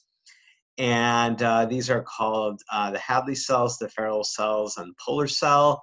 And so you get these wind patterns that you see across the entire planet. And that's why we have our tropics, our intertropical convergence zone, the trade winds, the westerlies, and the polar wind currents. So this is basically Earth's way of redistributing energy across Earth's surface because it receives energy unevenly. So that helps us explain these vegetation patterns that we see, vegetation and precipitation patterns that we see on Earth's surface. And of course, not everything follows this pattern. You have areas of dryness where it should be wet and areas of wetness where it should be dry. This can be caused by topographic features like mountains. You can get rain shadow effects where mountains push air up, causing it to cool and rain out. So that's typically what happens in India. And then you get places off the coast where places like Florida, which should be in the dry region, end up very wet because they have a lot of water surrounding them. Energy is also redistributed via ocean circulation. So this is basically the giant conveyor belt that drives all ocean circulation on Earth. And it is driven both by this temperature gradient and also by changes in salinity. And so both of these patterns act to redistribute energy across the surface of Earth, and they're very important because what they do is they create climate. And that's not the only thing that determines the climate. This is what's known as the greenhouse effect. Without any kind of atmosphere, Earth would be too cold for liquid water based on basic physics calculations. But we have an atmosphere, and the atmosphere bottles in some of the heat. So basically, sunlight that comes in through the atmosphere, the Earth's gases are transparent to incoming radiation, which is why you can see me and I can see you as we're chatting right now. But as Earth absorbs this energy, it heats up and it emits in the infrared, kind of like your stovetop or an oven that's emitting heat that you can't see but you can feel. And gases in Earth's atmosphere do interact with this transformed sunlight. So it's no longer visible light, it's now infrared light. And gases interact with that and keep it from escaping to space, raising Earth's temperature and keeping it habitable so that we can actually live on it. The four major greenhouse gases on Earth are water vapor, which is the most important one, and the most abundant one, methane, carbon dioxide, and nitrous oxide. When we talk about climate change, we typically focus on carbon dioxide because it's the only one that's regulated on very long timescales. Water vapor is regulated by temperature. So, and water vapor concentration, if water vapor concentration is too high, it rains. Methane and nitrous oxide are reacted away by oxygen on scales of 10 to 100 years. Carbon dioxide, the only way to remove it from the atmosphere is to transform it via soil weathering and limestone precipitation and seashell precipitation in the ocean, and that takes several hundreds of thousands of years. So it is very difficult to regulate carbon dioxide in Earth's atmosphere on a short time scale. So the reason, as I mentioned before, the reason we care about all these patterns is because they determine which places are dry, which places are wet. And the reason we care about that from a human perspective is because it's important for food generation. So for crops and for coral reefs, where we do our fishing and we grow our crops and feed our people.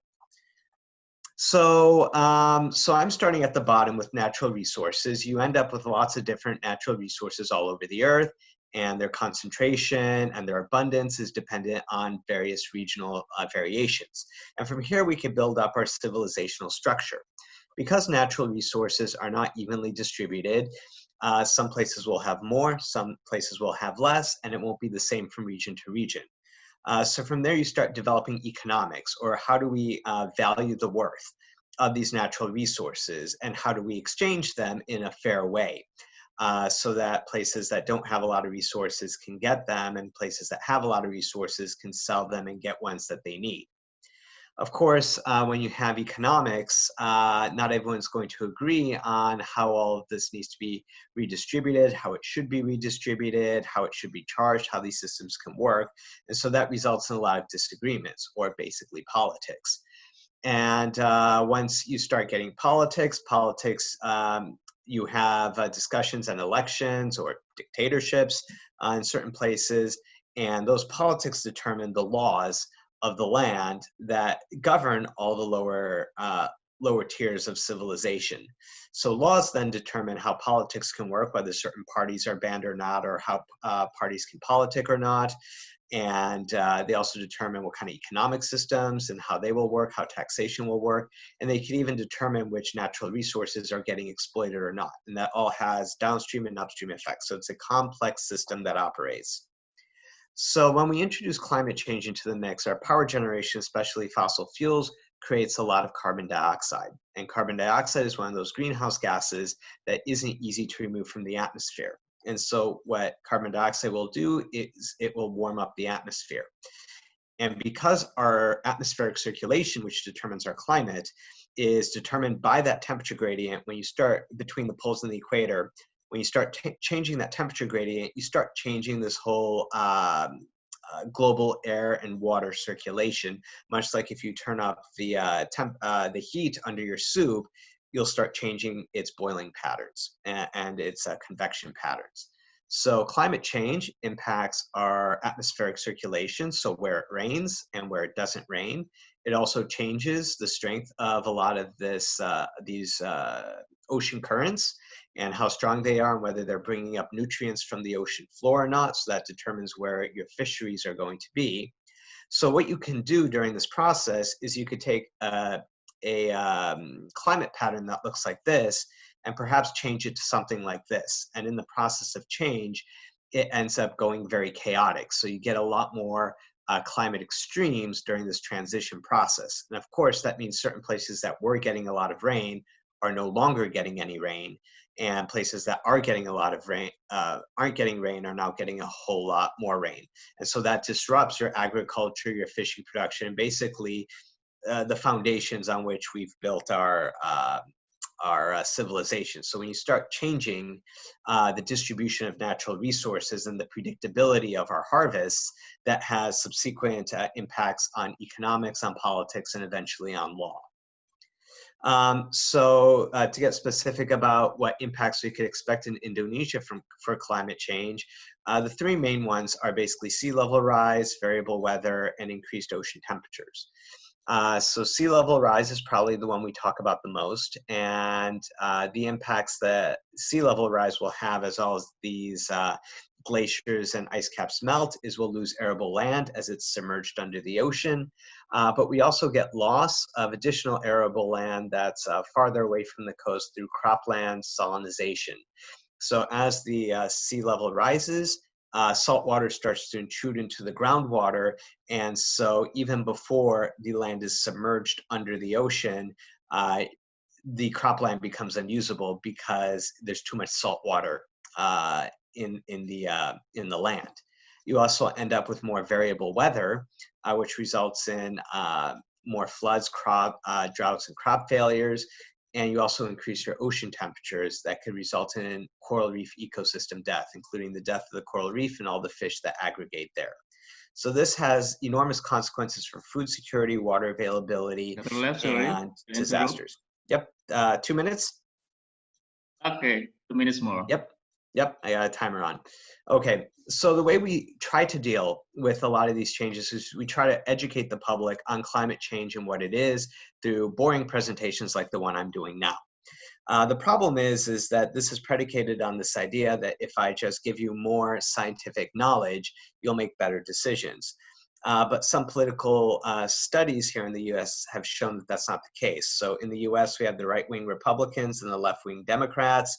And what we find is the more science content knowledge we give them, the more partisan they become in their ideas about climate change. So it turns out just giving people more information doesn't actually help them make better decisions because they pick and choose which information they want to believe and work with. So they'll use the scientific thinking to preferentially throw out ideas that they don't like.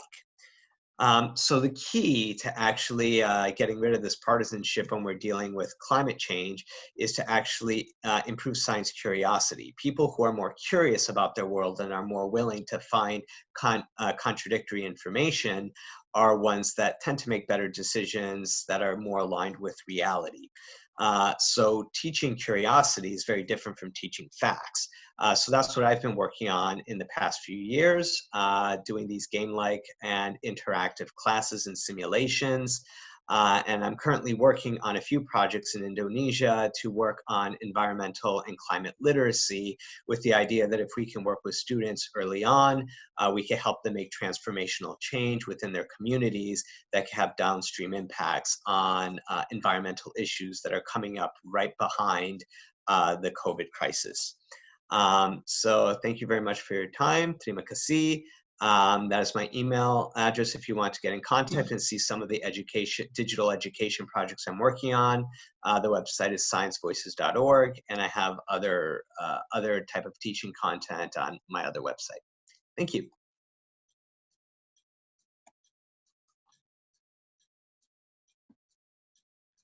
Okay, thank you so much, Dr.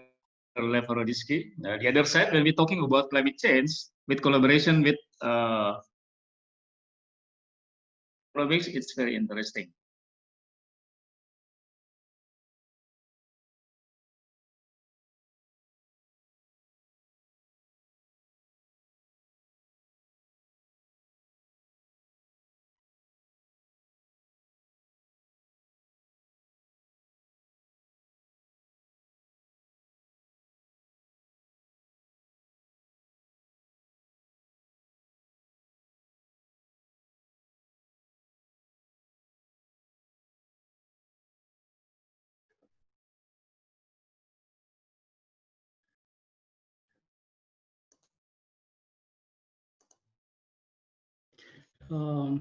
Hello, Dr. Charles. Can you hear me? Please unmute your microphone. Okay. Okay, thank you so much, Dr. Lev. That's a very interesting presentation when we're talking about how the collaboration of climate change and economics. Maybe we can discuss later because that is a new collaboration in economic. Okay, thank you, Dr. Lev. And for next, ladies and gentlemen, we came to the sixth speaker for today. Please welcome our sixth keynote speaker, Sudirana, PhD from India. Dr. Sudirana is an associate professor of marketing and FPM, person at the Fortune Institute of International Business. His research is published by world-class journals such as Journal of Business Research, International Journal of Emerging Market, Journal of Promotion Management, Advances in International Marketing, Review of International Business and Strategy, and many more. He is an MBA and PhD with MHRD scholarship from Government of India and postdoctorate from Putra Business School, University of Putra, Malaysia. He is the editor of FIIB Business Review, which is published quarterly by SAIS Publication, South Asian Journal of Marketing, EMERA, and Advances in Emerging Market and Business Operation published by Routledge, Taylor, and Francis. For now, Dr. Sudi will bring the topic, how to meet editor expectation. Let's give big applause to Dr. Sudirana from the time is yours. Thank you, Charles and team. Thank you so very much. And dear participants and colleagues, I'm sure that you have enjoyed all the presentation that my panel colleagues have made so far. I'm bringing a different perspective to the discussion, though I'm not going to talk about economy or business per se, but the basic objective of research conference is to learn that how we're going to publish more and what are certain tips that can enable us, help us in producing more quality content. Quality depends on view sometimes. Somebody may like your article, can give you a good kudos, and other editor may not. So the perspective that I'm trying to bring into the discussion is either my own experience being a scholar, or I have looked at the things when I see my editorial roles. Currently, I'm working with 3 publishing houses, Sage, Emerald, and Diller and Francis. Since 4 years, I'm seeing and observing, handling more than 1,000 manuscripts in a year. So I'm gonna share that what editor expects from you, and how do you win mind and heart of the editors. Though you may agree to it or not, you might have experienced it or not, but my findings are very generalized, to which I want to take you through. The first thing that you need to understand is all the journals, they do not have the similar expectations. Journals vary in terms of their expectations, and so the editor does. Journals vary because they cater to a different audience. A journal which is published by a global publisher will have different expectations from the one which does not have a global readership. A journal which is, if you follow the Scopus ranking, if a journal is Q1, will have other expectations than a journal that is Q4 or Q3. So they vary. They also vary from subject to subject. A science journal will have some other expectations, some finance journal will have some other expectations than to a marketing journal. So they vary within the domain, and they vary other than the domain, across the domains. So what you need to understand is that what journal that you are trying to publish with, what expectations the journal have, and what editor expect, because editor is the person who handles your manuscript. He's responsible to send your manuscript in the review and take the further processing on the manuscript. If editor is happy with your manuscript in the first glance, if editor think that your manuscript has that capability to come, sail through to the journal, may give you different revisions, and if the editor thinks that no, your manuscript cannot reach to the final leap of publication or acceptance, then might be that the editor will not even give you a chance to respond to the review results, or they may not pass it from the desk. Therefore, understanding what can help you in winning their heart and mind become very important for all of us. So when it comes that there is a variation, so let me tell you very clearly that there is something that every editor expect, irrespective of to what category the journal belong to, irrespective of what domain the journal belong to. But there are some variations. So I have bifurcated it like this, that what every editor expect that should be a scholarly content, should be well structured, well written, should have a scholarly communication, and should be able to bring the readership to the journal. This is something that every editor expect. But where they vary into the second column, where you could see that some editors are, and they really are the domain expert. Specifically, we talk about the domain related journals. Somebody who is editor of a finance journal might have published more papers in finance. Somebody who is editor of a marketing journal might have published more paper in marketing domain. So what do they expect? They expect that you should acknowledge the work that has been done not only by the domain areas, but also you should be familiar that what has been the work done by the editor. And trust me, this I'm saying from my own experience by publishing a couple of very renowned scholarly journals like JBR, Journal of Business Research. So what do they expect is that are you familiar, and then you can also build your orientation, because your more questions and style can come from where editor himself herself have published, and specifically the editor who is handling your manuscript.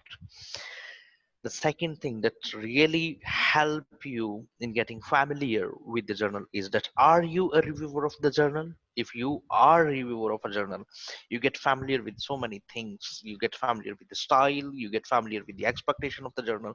You also do know that how much active the editor is. You also get to know whether paper, what is the turnaround time of the manuscript, so that you know that before you submit your manuscript, that who is going to take care of it, what kind of comments are going to be there. Third is the recognition. Editors want a little bit of recognition in terms of the scholarly work that they publish, not only what they personally publish, also to what their journal publish. And therefore they like to look that have you been reading their journals, have you been referring papers that are being published in their journal, and that becomes very important for you. And trust me, nowadays things are very easy for the editors to access either your author metrics or your reviewer metrics, or your Publon account or your Orchid account, where they have a chance to look that what have you been referring to, what journals you have been reviewing to. And okay, I'll give you some practical things.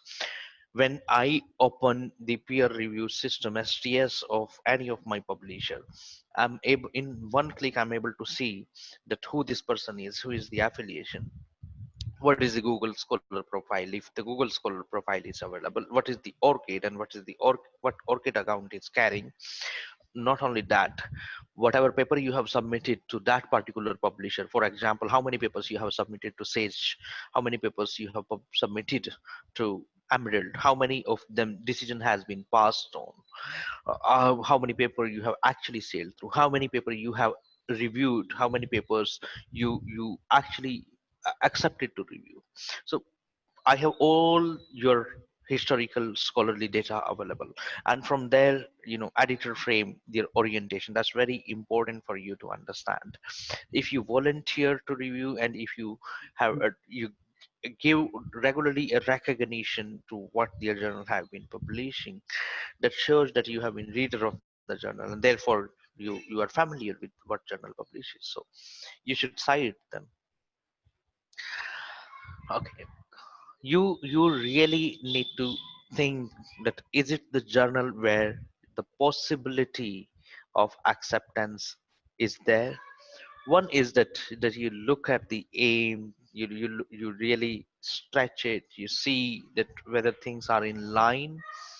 Rejection is otherwise going to be happen. You need to really develop a thick skin because rejection into the quality journal is going to be, reason being that 95% up to 95 or 98% is the rejection rate in some of the top category journals. So rejection is likely to be there. You need to be prepared for it, but what you should work is that you somehow can refrain the rejection.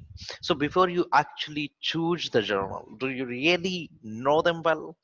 Do you know what is the acceptance and rejection rate of the journal?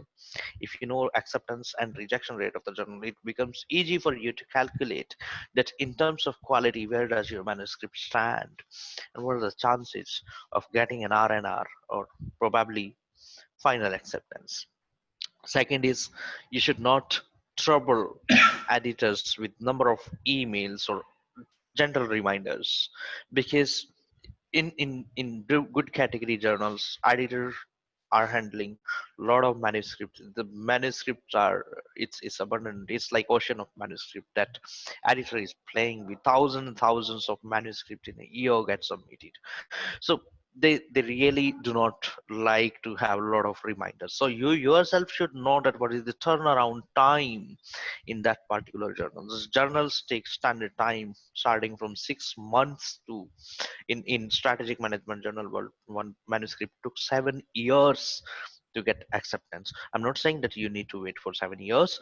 I'm saying that 6 months is the bearable time for any quality journal that one will have to uh, wait for. Then you should know what is the preferred communication mode the editor prefer. If you have already given them one gentle reminder and you just received one liner or maybe nothing from the editor, then you should know, you should refrain further communication.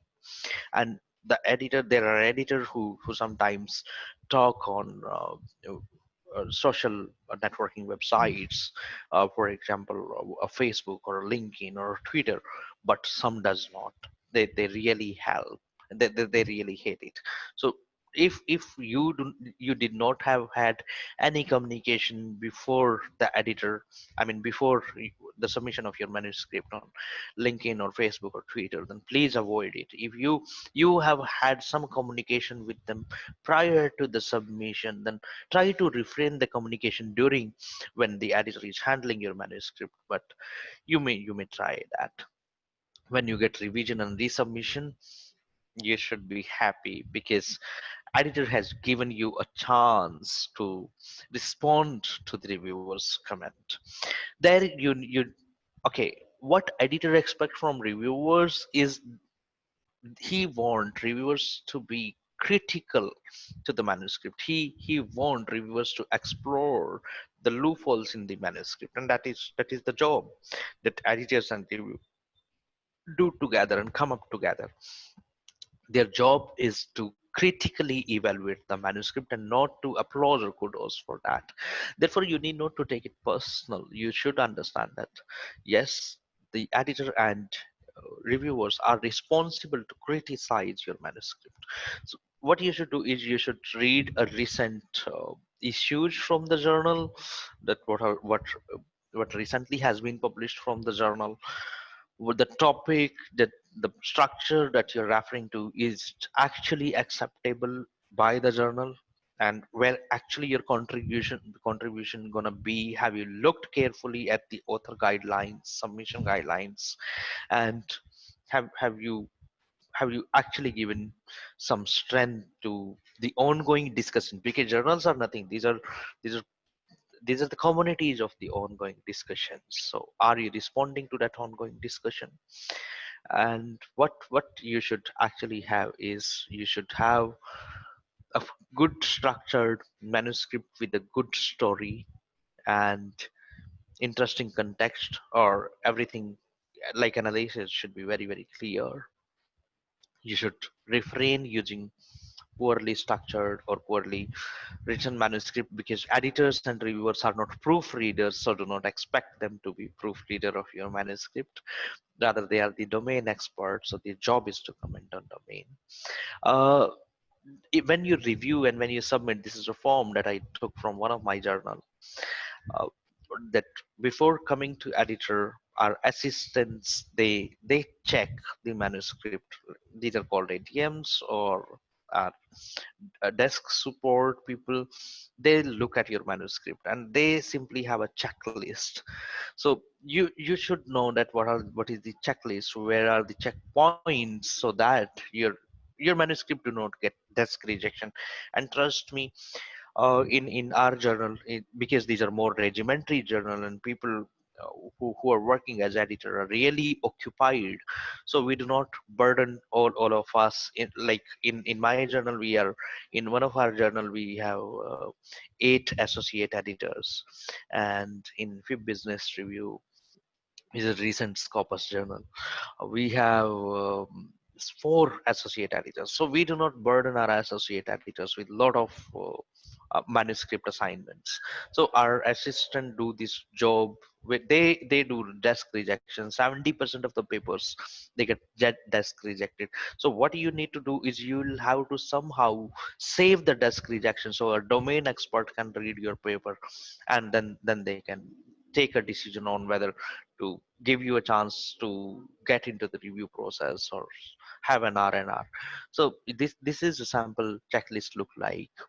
That how many words should be there, how many keywords should be there, if you are submitting a case studies, the teaching note should be there or not, and external search of the manuscript has been made or not, has the manuscript previously been submitted or not, and if you are submitting revision, have you highlighted the pointers where you have revised, have you blended the review response letter with your manuscript or not.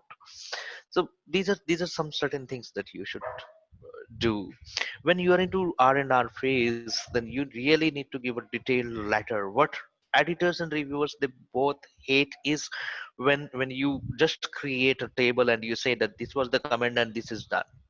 So when you write that done, accepted, then editors do not like it. They want to have a detailed response. So you need to bring in response like this theory has been opted, this model has been opted, or this is how we have corrected. All the authors have looked, if there are multiple authors, all the authors have looked at the manuscript one by one. Excuse So me, Dr. Sudhir. yeah, Sorry to interrupt. Your time. I'm almost done. These are the final things. So you need to bring in the detailed response to the response letter. So simple alphabets you need to avoid, like this is done, this is not done, incorporated, not incorporated. Avoid that. Write some big lines. So volunteer yourself to review. When you volunteer to review, you actually get access, network, and familiarity with the journals that you deal with. Be persistent. Keep on trying. Keep on writing good articles. You will get acceptance. Have fun. So these are the final focal points from my side. Value the approach. Ground your research well. Execute a good research approach. Format and structure your manuscript really well before you submit. Thank you so much. My best wishes to all the authors. Okay, thank you so much, Dr. Sudhir. Maybe all of the participants confused why we presented how to expect it of the editor, because in this conference we facilitate all the participants to have a publication. The first in proceeding, and the next you can choose as your writing in registration when you first time register in this conference. So this a little bit sharing about how the editors need to all the participants when they want to need a publication in a journal, I think. Okay, thank you so much, Dr. Sudhir. And ladies and gentlemen, finally, the last but not the least, we want to invite the last speaker in this conference, Mr. Benny Lau, as a region of Morotai Islands, Indonesia. For this time, Mr. Benny will be represented by Mrs. Shirley Chowanda. Okay, the time is yours, Mrs. Shirley. Please welcome.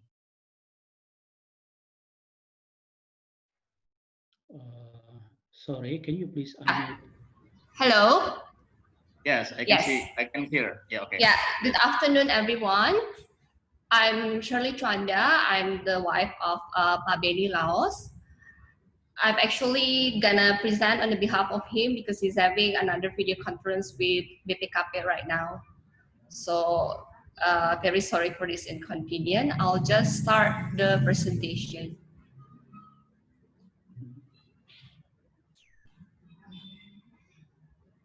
Yeah.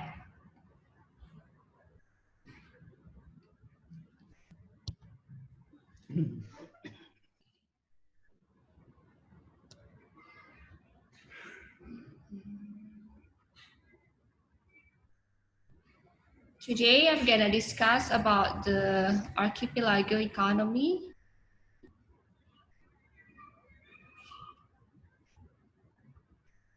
Can you see the slide?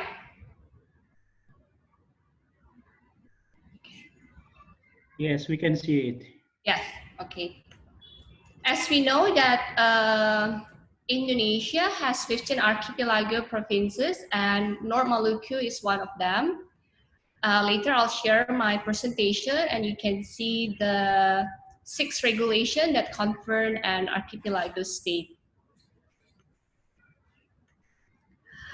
As discussed earlier by the Professor Cheng from Malaysia, we are facing economy challenge right now due to the pandemic COVID-19, and we have global financial crisis. We also have increased rate of poverty and unemployment, and as explained with Dr. Lee from Pennsylvania, we also have issue about climate changes and environmental damage. What I'm going to discuss here is about the archipelago economy, how we maximize the marine industry contribution to the GDP of the Indonesia. As we can see on the slide that our neighbor country, Japan, South Korea, China, and other Asian countries such as Vietnam, they already maximize or contribute the marine industry to their country GDP like 50%. While in Indonesia, maritime industry were only able to contribute about 30%, and fishery only reached 3% of our national GDP.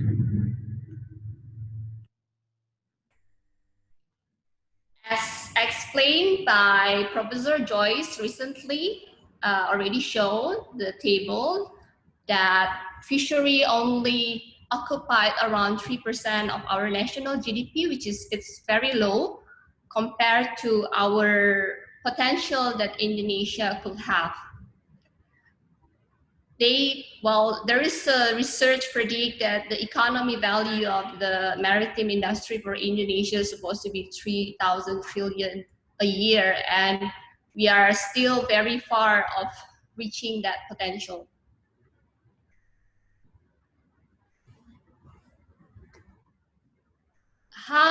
What is the step in reaching maritime-based economy? First, we need to treating maritime resource as a strategy national resources, and we also need to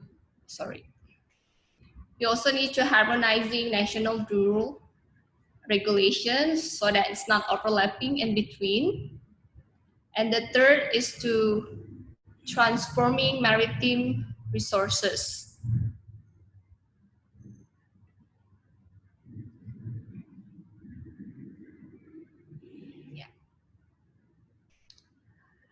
What is the potential for small island?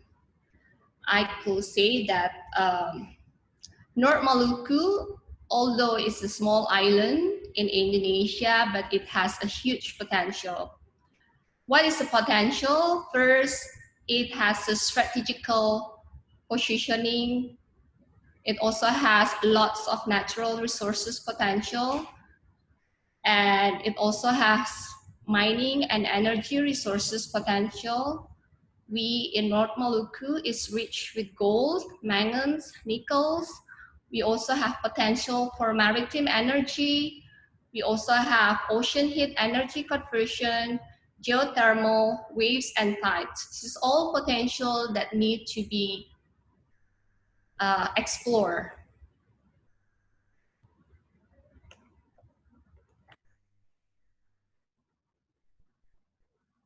Bisa next. Gimana kok nggak bisa next?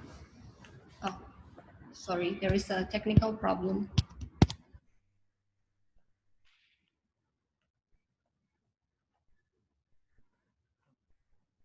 Next PowerPoint. Okay. What is the critical issue as an archipelago? First, it's about the zone border. There is a judicial border between one nation with another. There is no overlap between the zone to prevent conflict and providing clear right for the country to demand and use the resources included in the zone. And the second, it's about territory development strategy. All the area are a focus of a development that is interconnected between development activity of an area with another that encompasses bay and the sea. And the third is formulating national development plan. As an archipelago state has to be orientated in the proportional development between land and sea. And the fourth is top priority issue for development. Development and empowerment of local population is a very critical and important issue due to the relative isolation with the major city. What is the talents of archipelago area? I'm divided into 5 sectors. First sector is geography. Due to the numerous islands and longer coastline, we have larger sea area as compared to land. It's a bit costly for the transportation and to manage those islands. The second one is the demography. Due to the islands, we have people in island that, again, is costly to transfer from one island to the one island. The GRDP contribution, lower contribution rate from smaller archipelagos, especially in eastern Indonesia, due to the limited infrastructure that we have right now. And the fourth sector is government budget distribution and private investor. Right now, we have unproportional distribution of budget to the archipelago area and low number of investor in small archipelago area, again, due to the limited infrastructure that we have right now. Maritime infrastructure, we don't have maritime manufacturing industry yet. We have not a poor port condition right now. And what is the solution? The solution is geographically, we need to improving connectivity between island, with sea, land, and air as a form of integrated transport. Demographically, we need to providing jobs for the high productivity demography. We need also to improving human resources quality, and we need to give more education and training. And the third, GRDP contribution. We need to strengthening basic sector, and we need to transforming economical structure from primary to secondary.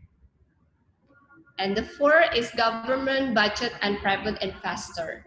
Considering sea area in calculation of budget that is more proportional, providing opportunity for private sector to invest, especially in leading sector. But again, it has to be supported by good infrastructure.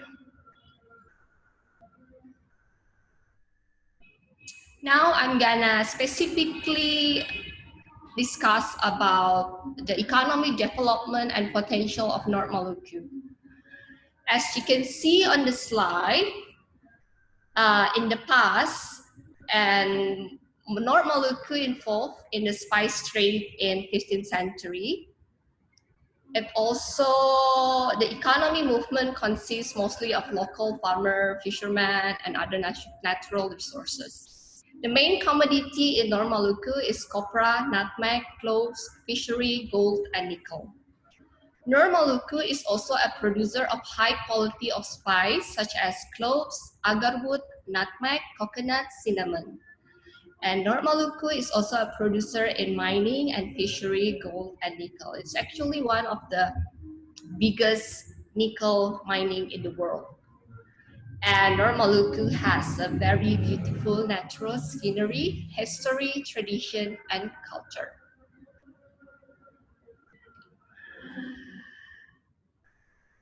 As I'm here to represent the Morotai, I'm gonna discuss more detail about Morotai. Morotai is one of the 10 districts in North Maluku. Why Morotai is strategy and what is the potential that Morotai has? First, I think, in my opinion, economy diplomacy has shifted from the Atlantic to Pacific. And Indonesia government has chosen 10 new tourism destinations as the 10 new Bali, and Morotai is one of them.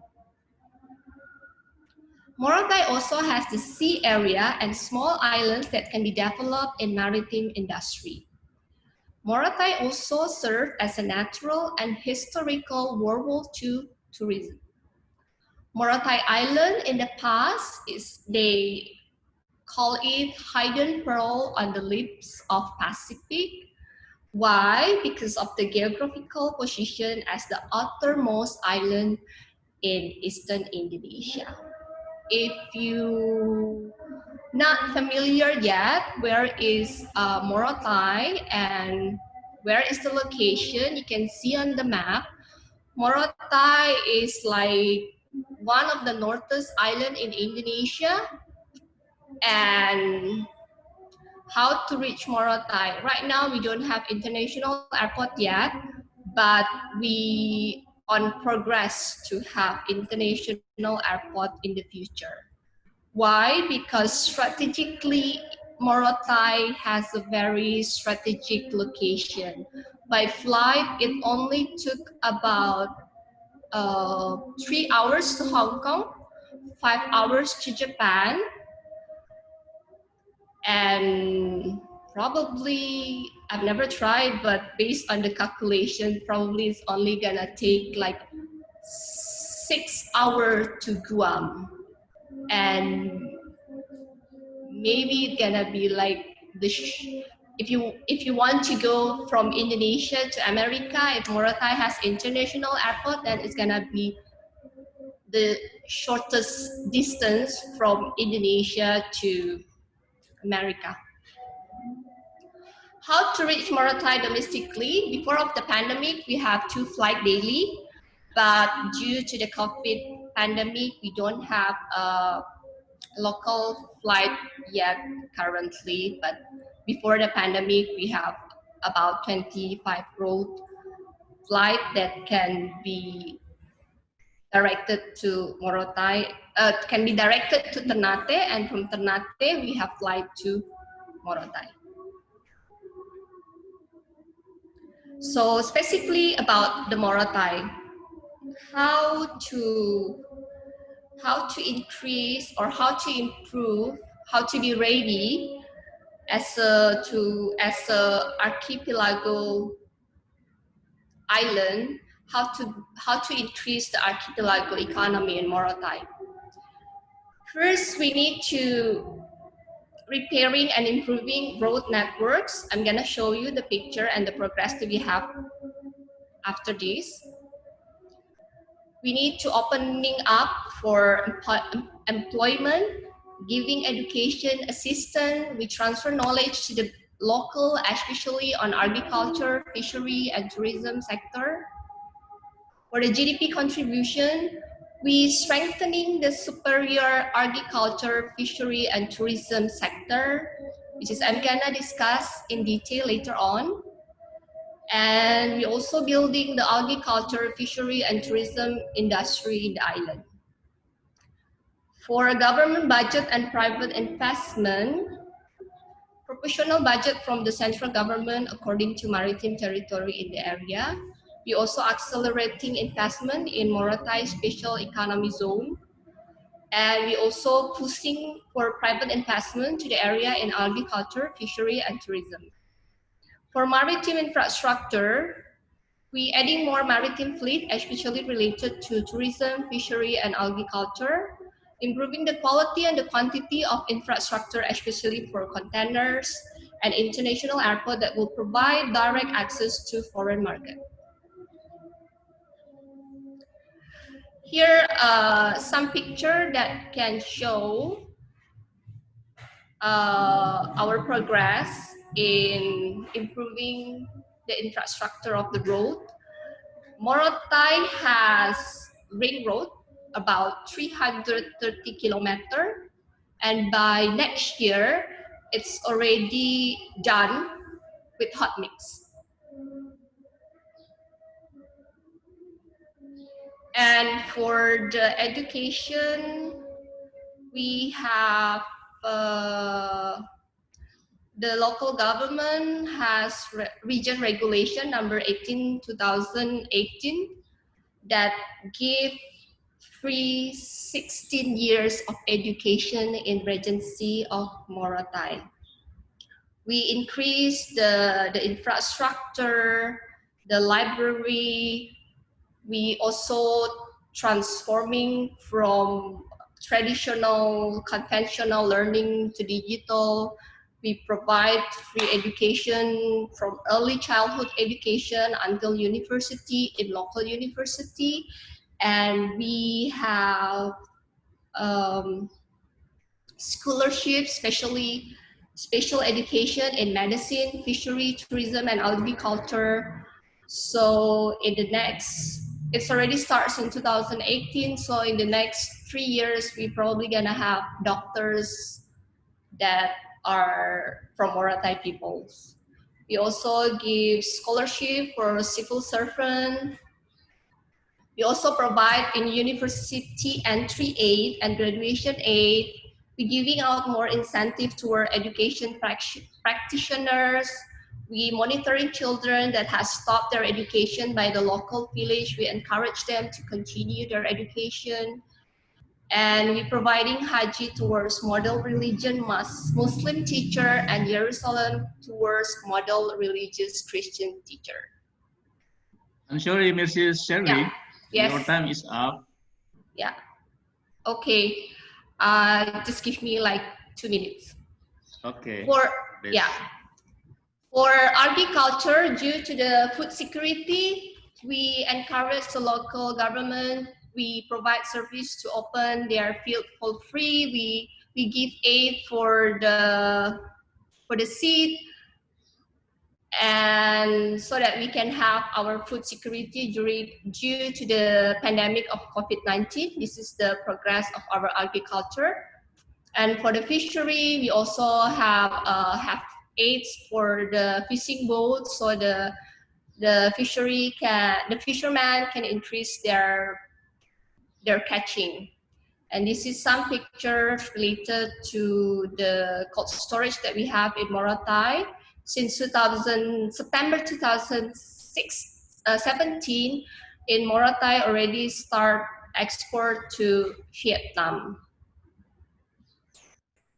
And the last is tourism management. We have a huge potential of natural resources. We have beautiful waterfalls. We have island hopping with very crystal clear water and clear sky. We also have very interesting scuba diving destination, and we have a beautiful cycling roads with sunset view and lots of interesting points that I cannot discuss one by one because of very limited time.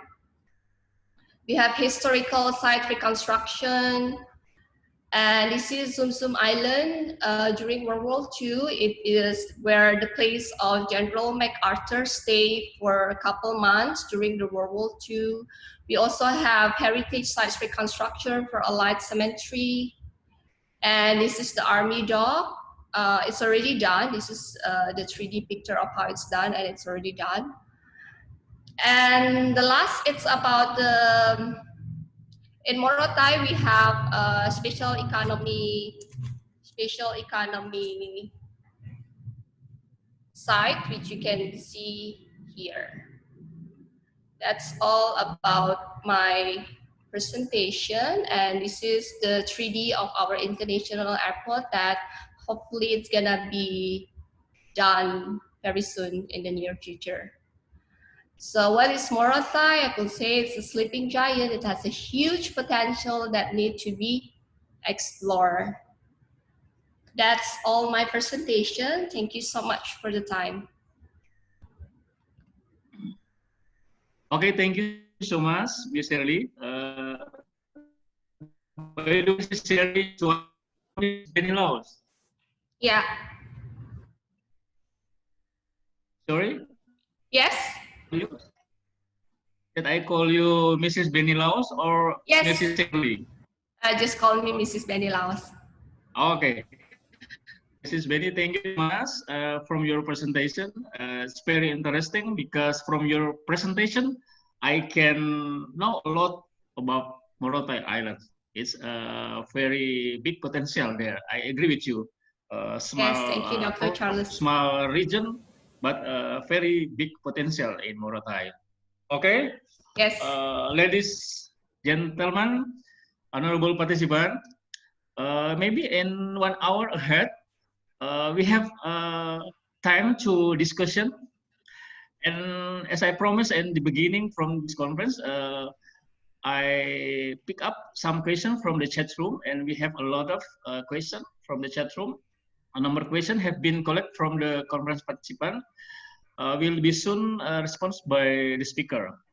The first, the question is from Mr. Amran Hussein from KHAIRUN University. The question is to Professor Madeline, Malaysia. The question is how to have good management to fight the pandemic COVID-19, because we can see that Malaysia more faster to cure from pandemic COVID if we compare with Indonesia.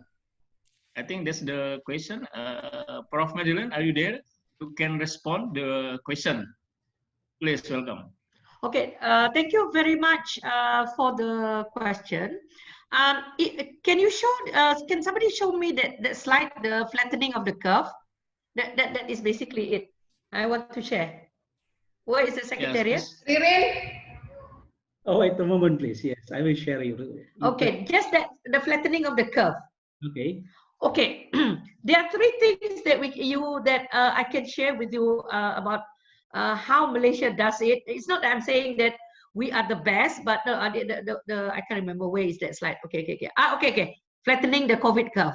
Okay, there are three things that I would like to share. The first thing that Malaysia did was to flatten the figure 1, to flatten the what we call the pandemic curve. And what the government did was basically to do what we call communication with the rakyat, with all of us. So there are only three people were given the opportunity to talk on our national TV, on our radio, on our mass media and social media. Number one is the Prime Minister. Only he delivers what is the policy direction, what is it, where we are now, what are we going to do. And he does it like not every week, but like 4 or 5 times already. So, but it is all about big policies. The second one is by the Minister of Security, Internal Security, Datuk Sabri Chip, and he will talk about the issues. So he will tell on radio. So all of us will be waiting at a particular hour on a particular day, so we will know what the government is doing. So there is no fake news. So if there is any fake news, he will tell us these are the things, okay? So everybody will have a common information. And number 3, which is a very, very important information, is by the Director General of our health, the Ministry of Health. And he does it every day at a certain hour, and all of us will wait. So he will tell us where the COVID is, how many people have been tested, or what are the policies. So meaning to say, that is number 1. How do we flatten the COVID? Now the second one is to do the fiscal policy. As I mentioned, we did 3 things. Number 1, we have the first, we have the what we call the stimulus package, which is worth about 295 billion ringgit, which is equivalent to about 18.1% of our national gross domestic product. So number 1, the flattening of the curve. Number 2, we have the communication. Only certain people can communicate. Number 3 is that we have the stimulus package. And number 4, all Malaysians were given the same information to make sure that we have the same goal, to have the same objective, that is to flatten the curve, the economic curve, and also to flatten the pandemic curve. So we are all in the same. The minister always tell us, and he even at the end of his prime minister, at the end of his speech, he will have a dua, a recitation of the prayer, and that prayer, I think all of us Malaysians will join him from our room, from our house, from the comfort of our room, to be part of this journey towards addressing the problem. So that is basically a combination of the. But if you need to know more, I'll be happy to share later. Thank you.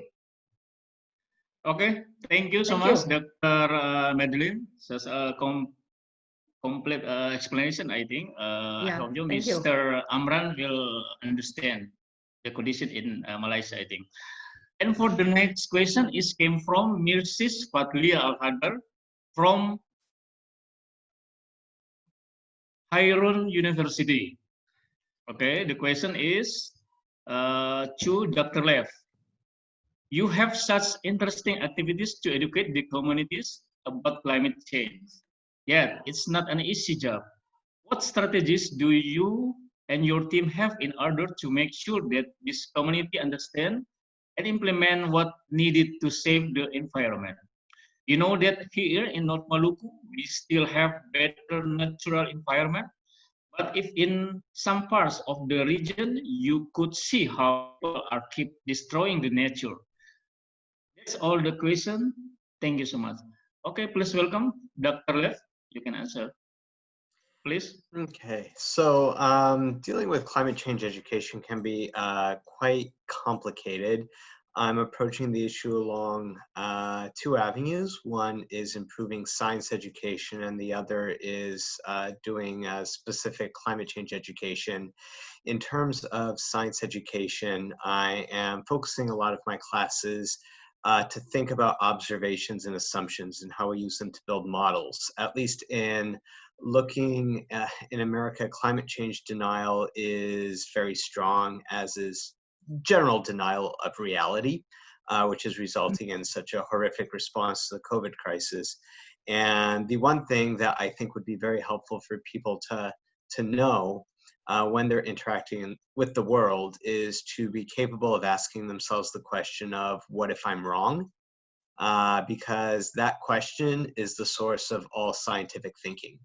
A lot of scientists, a lot of people who think about science, think of science as a process of proving something right, but it's not. That's what lawyers do. Scientists love nothing more than tearing down a cherished idea, and that all starts with the question of, what if I'm wrong? Because when you ask the question of what if I'm wrong, you start looking for different things. So that is, I think, one key to starting to get a more scientifically curious population. Because when you ask yourself the question, what if I'm wrong? You start investigating different things, and that could be quite interesting. In terms of direct climate science education, what I'm doing with Indonesian students now, and I'm working with a small group and potentially just one group, is we do this role-playing game at Arizona State University where students play as different countries that are making decisions about world issues. And the idea there is to get students to think about the trade-offs that need to be made in complex problems such as the environment, because it's fairly easy to say we should do something about plastic pollution. Everyone should stop using plastic and throwing it away. But if you say that, then how do you transport goods? That has significant economic consequences, because if you get rid of all plastic and start shipping things in glass jars, well, suddenly you're burning more fuel to transport heavier things. And then what do you do with the glass? In terms of getting rid of plastic waste, at least when I was in Ternate, I saw that burning things was a common feature, which was absolutely awful for my asthma. But it also has impacts on air quality, and setting up recycling programs is not exactly easy. So in getting students to deal with these difficult trade-offs, we help them think about what are the cause and effect relationships between these things. And so I'm hoping to take this program and expand it, hopefully through more of Indonesia, but then globally, to give students a chance to interact with these difficult choices so that they become, they can better learn what it means to make environmental change. Because for every change you want to make, there are downstream consequences that you may not necessarily be thinking about. But as long as those are on your radar and you come to a useful arrangement, I think we can have change. But it needs to start at the ground level. These answers aren't as simple as clean up the garbage or stop burning down rainforests.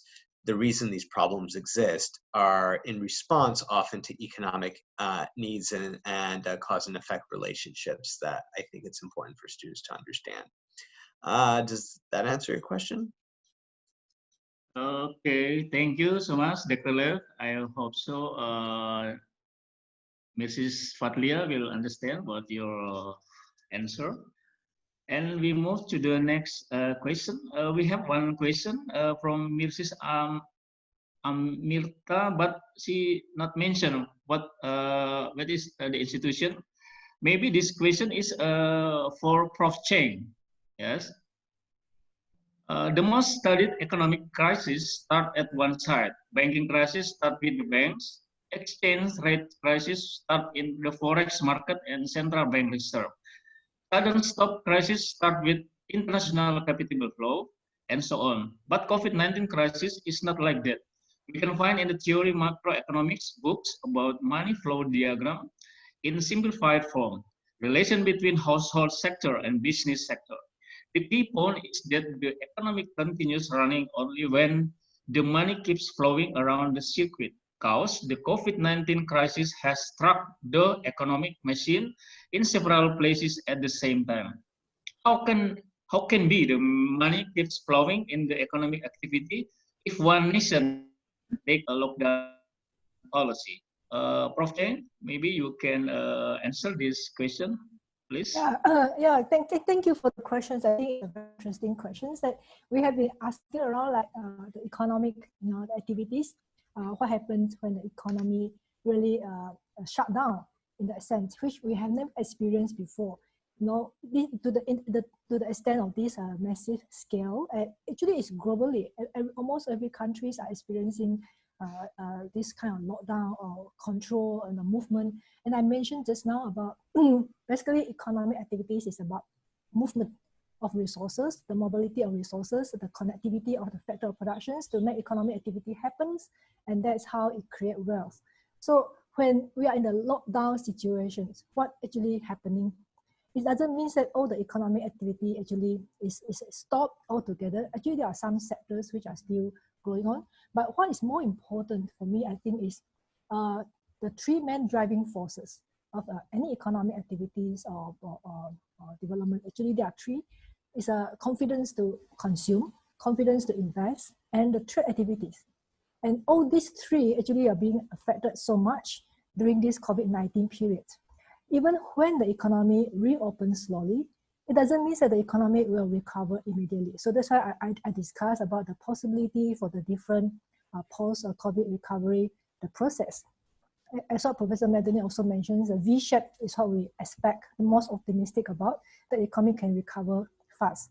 But as I said, during the lockdown period, people are refrained or from moving around. Productions actually not really totally terminated, but it actually slowed down significantly.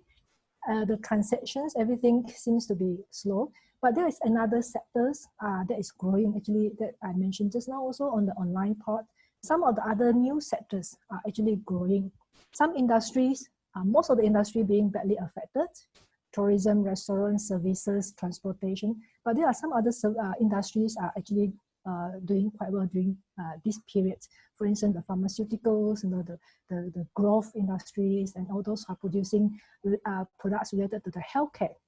So basically, the economy is still going on, but a bit with a slower pace and also less activity. So that's the reason why it's very important now for the government to introduce or implement effective policies.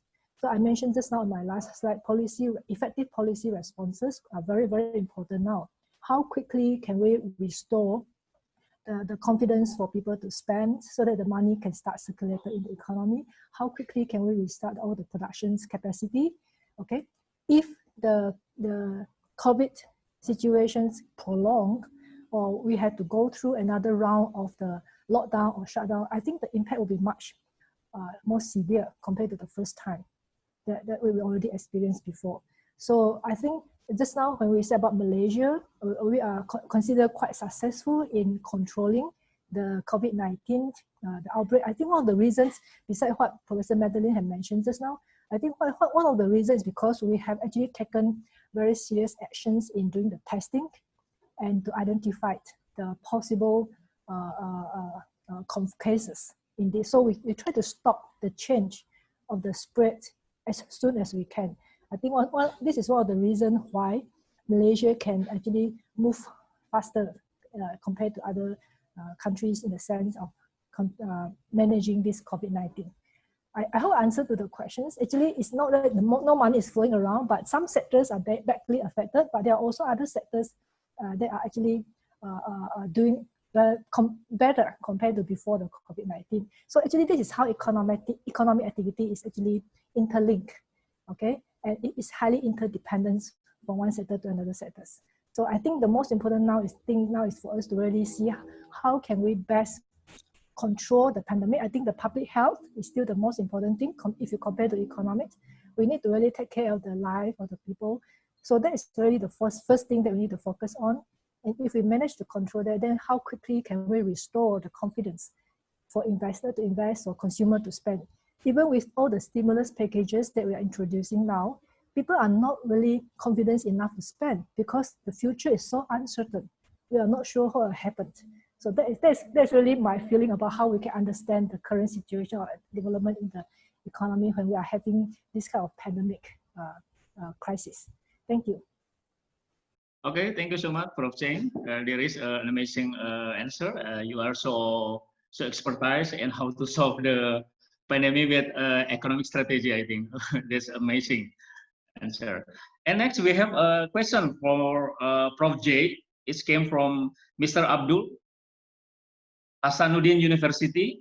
The question is, how is the influence of technological forces on plans and strategies to drive economic growth in the archipelago? For Prof J, please respond this question. Prof J, are you there?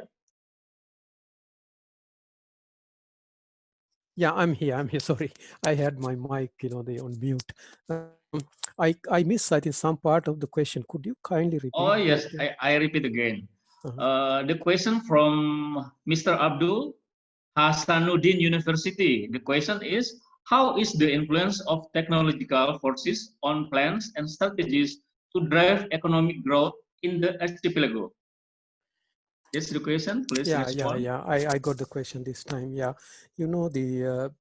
when you talk about archipelagos, you know, you're talking about different regions, you know. So it's Indonesia is a vast country, you know, what 16,000 islands or so. And so if you want to use, you know, maybe the entire, the full force of this land mass and its large population, the best way is to connect them, you know, and thereby giving the more power, you know, to the collective, you know, the populace.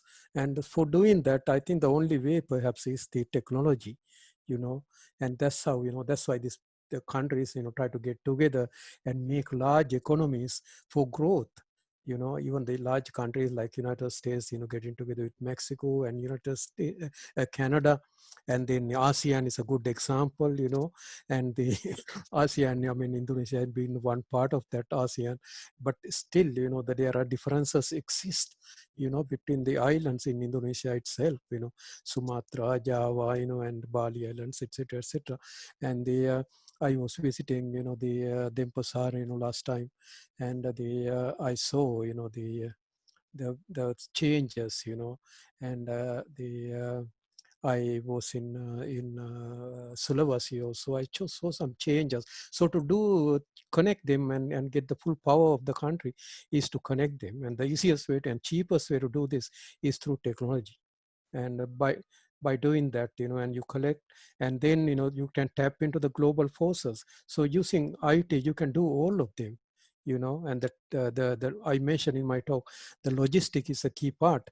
And so to create the logistic, you know, you need a good infrastructure, and not just roads and other things I'm talking about, but good communication infrastructure.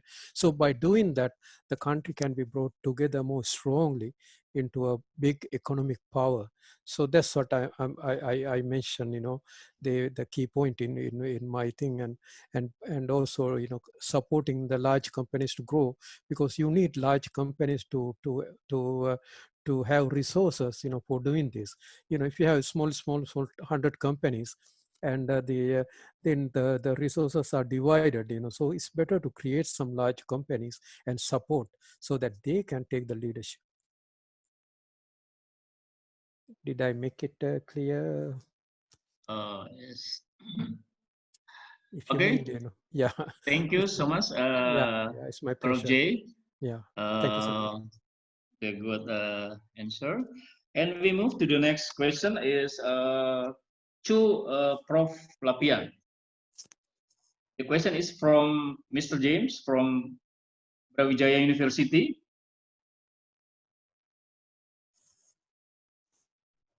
The question is, with the rise of fisheries, how much contribution can be made to the progress of an islands-based economy? Please, Prof. Lapian, are you there?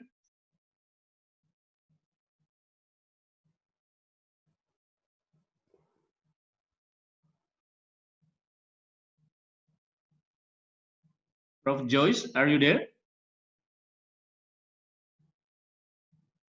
Okay, maybe we move to the next question. Is question for Mrs. Shirley. The question is from Tiara Wulandari, student of KHAIRUN University. My question is, will transition to renewable energy be slow or hard because of rock bottom oil price, and need to get economies up and running as fast as possible after COVID-19 related shutdown? Thank you. Can you copy the question? Not really. Can you repeat if you don't mind? Yes. The point is, she will need your opinion about how the energy renewable can boosting to fight the problem COVID-19, I think. Okay. Also get the good result of economic growth. I think that's all. Okay.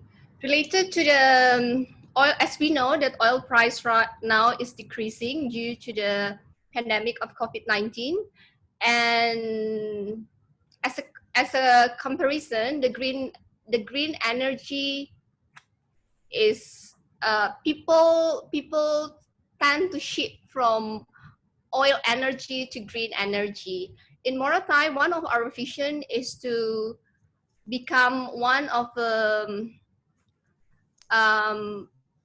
as a island with green energy and sustainable energy.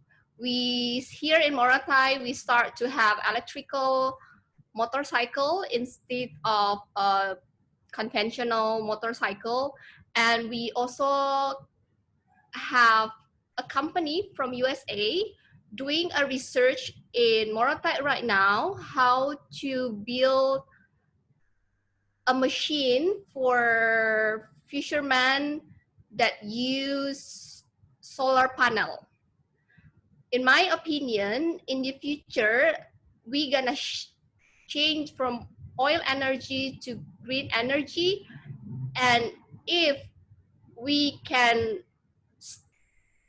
start for example, green energy industry in Morotai, in the special economy zone that we have in Morotai, it's gonna be a huge potential for the growth of economy in Morotai, and it's gonna be an example of how archipelago economy, for example, the small island in Morotai, can survive during the pandemic of COVID-19 with green, clear energy. But we are doing a research right now. The production is not starting yet, but we are going forward to have it in the very near future. I hope it can answer the question. Okay, thank you, Mrs. Binilau. That's the answer of the question from student of KHAIRUN University. And we move to the next question is to Dr. Sudir. Maybe it's different from your presentation because you presenting about how to make a good publication, but the question is talking about how you can give your idea how the economy of India during this pandemic, whether with a very large population can control the pandemic and maintain economic strength, I think. Dr. Sudir, are you there? Yeah, I'm Okay, here. please welcome. Thank you so much. Though, what I'm reading about India's economy, as one of my colleague has also mentioned, that it is economy is rebalancing. So it's rebalancing here in India as well. Certain sectors has got a dip, but a certain sectors has got economic advantage, and I think that's the scenario everywhere across the world. So India is also nowhere different in that. Some of the digital sectors are picking up, and some of the sectors like hospitality, tourism are a little bit in loss at this point in time. So economy rebalance is happening here too. Okay, that's all I think. Okay, thank you so much, Dr. Sudir. Okay, we move to the next question for Prof. Joyce Lapian. Are you there, Prof? Prof. Joyce Lapian, are you there? Oh, maybe she. Hello, Prof. Joyce. Prof. Joyce Lapian, are you there? Okay, I'm here. I'm sorry. Okay. Yes. I told you before. Yes, that doesn't matter. Okay. There is a question from the audience, from the participant for you.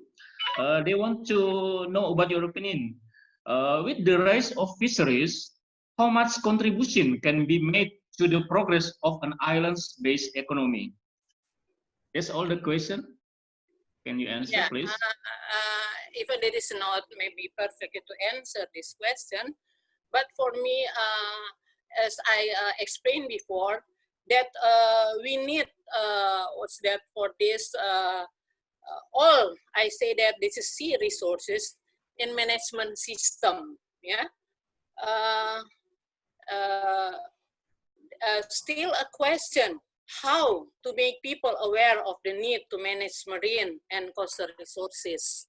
and also how to implement a management program that works well, and how to activate rural institutions related to marine resource management.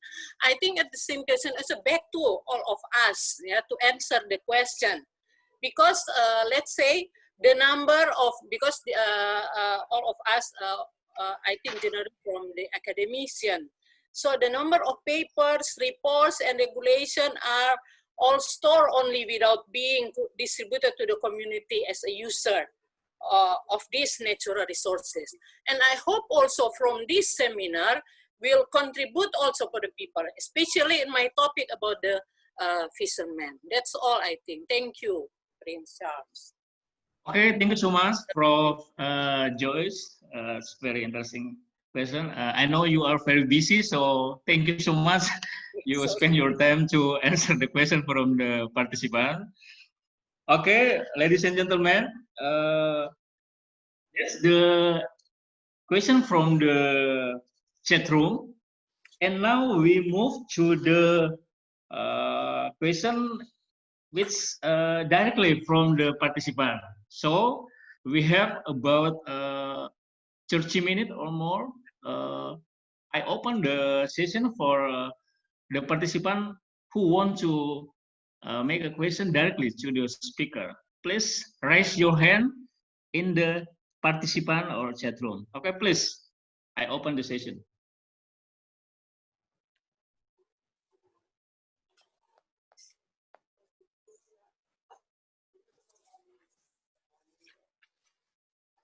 Okay, please, from 133 participants, I think there's a lot of things, a lot of problems in your brain. Want to ask to the second speaker in this time.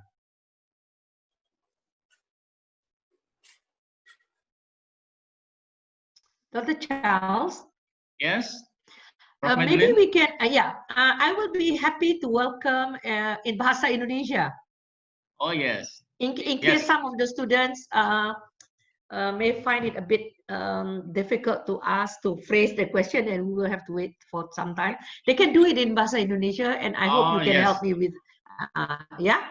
We must in this welcome those. international conference, I allow you using English in Indonesia. Yes, please welcome. Yeah. Okay, I invite all of the participants.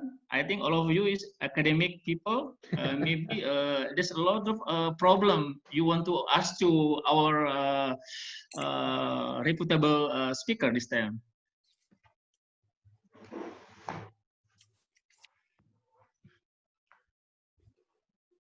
Okay, maybe still waiting for the question from the raised hand of the participant.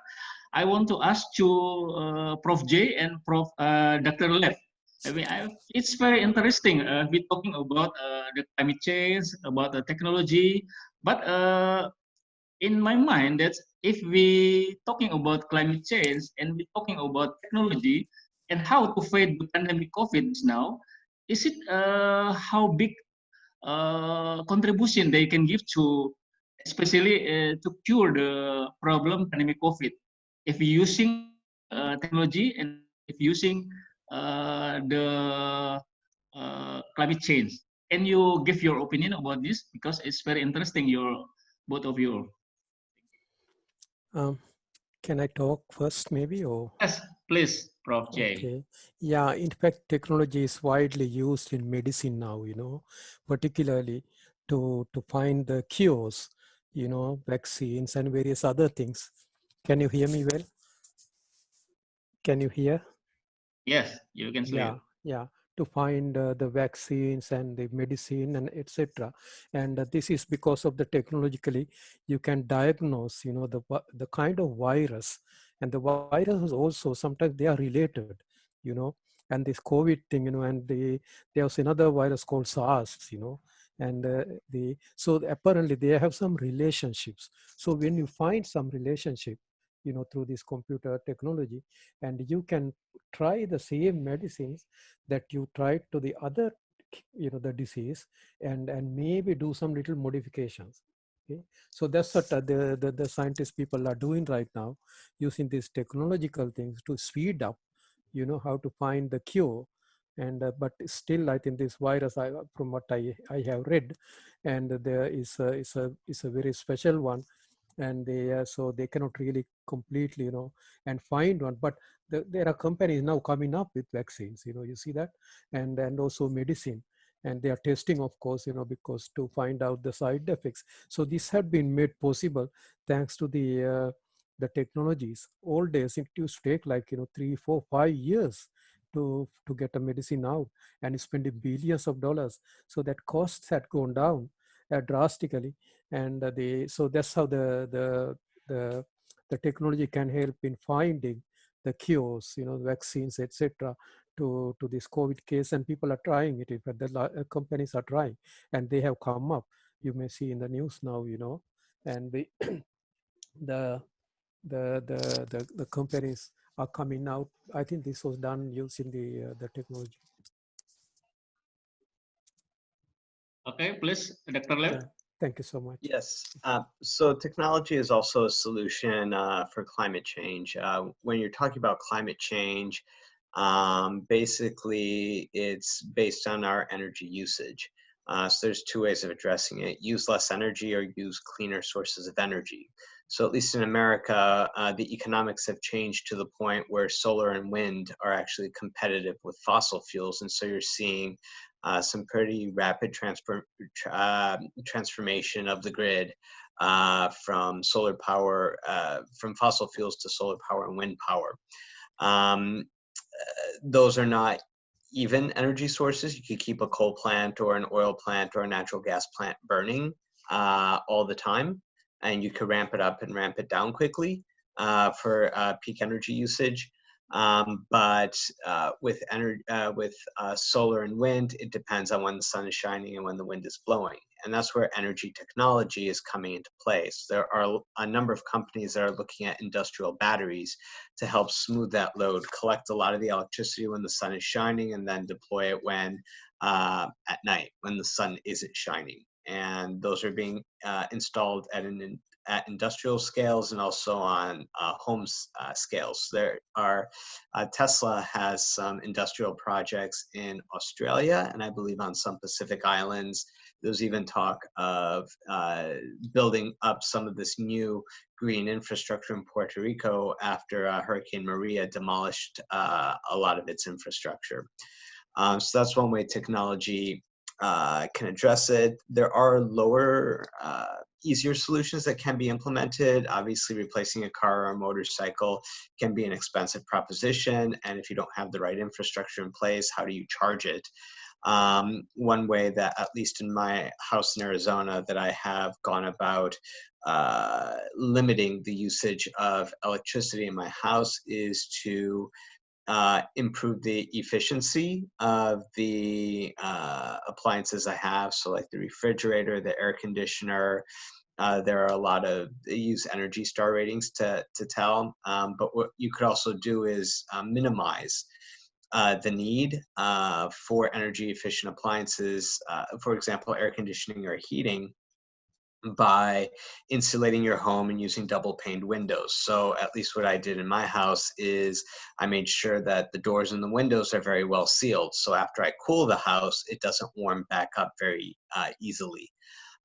So there are technical solutions. There's also lifestyle changes you can make to adjust that aren't that expensive.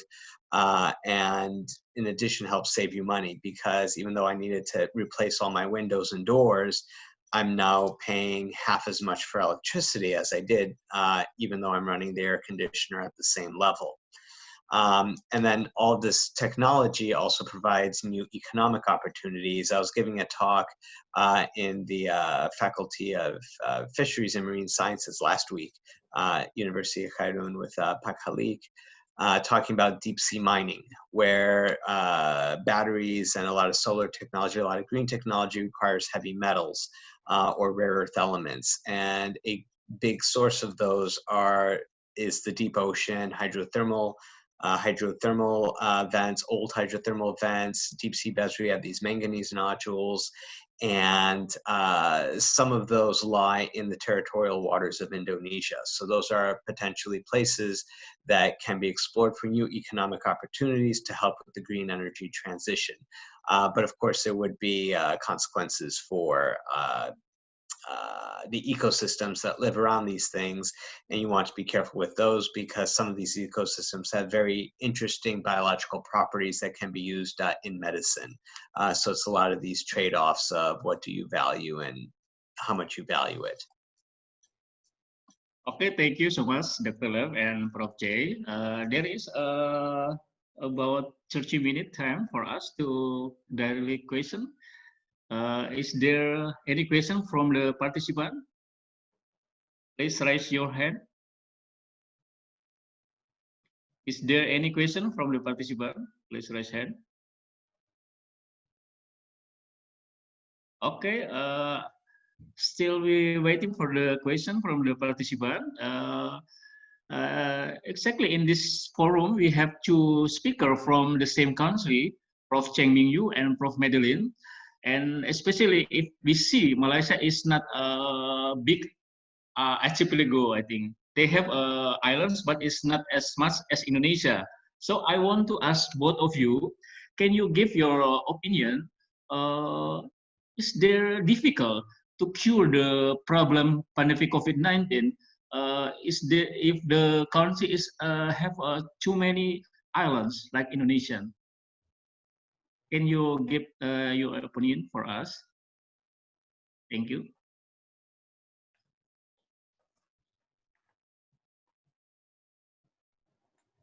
Prof Madeline and Prof Cheng, can you give your opinion about it? Okay, maybe I share my personal opinion first.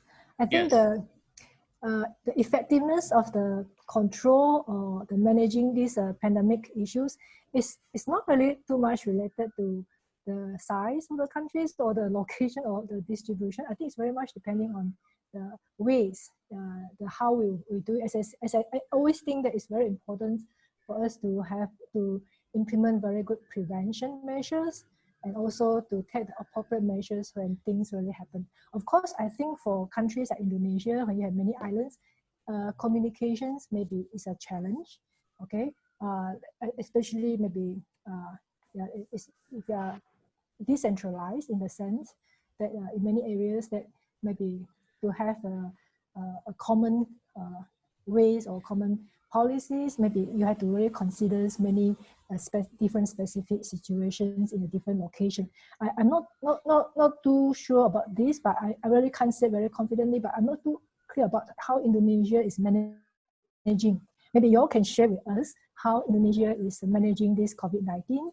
As what Professor Madeleine has just mentioned, that in Malaysia, we basically have a very centralized approach. We share common information. So we are aware, and then it's quite transparent, and then we know what's going on, and then our people are following the SOP, during the lockdown periods, during the movement control period, that we are basically very clear about the situations.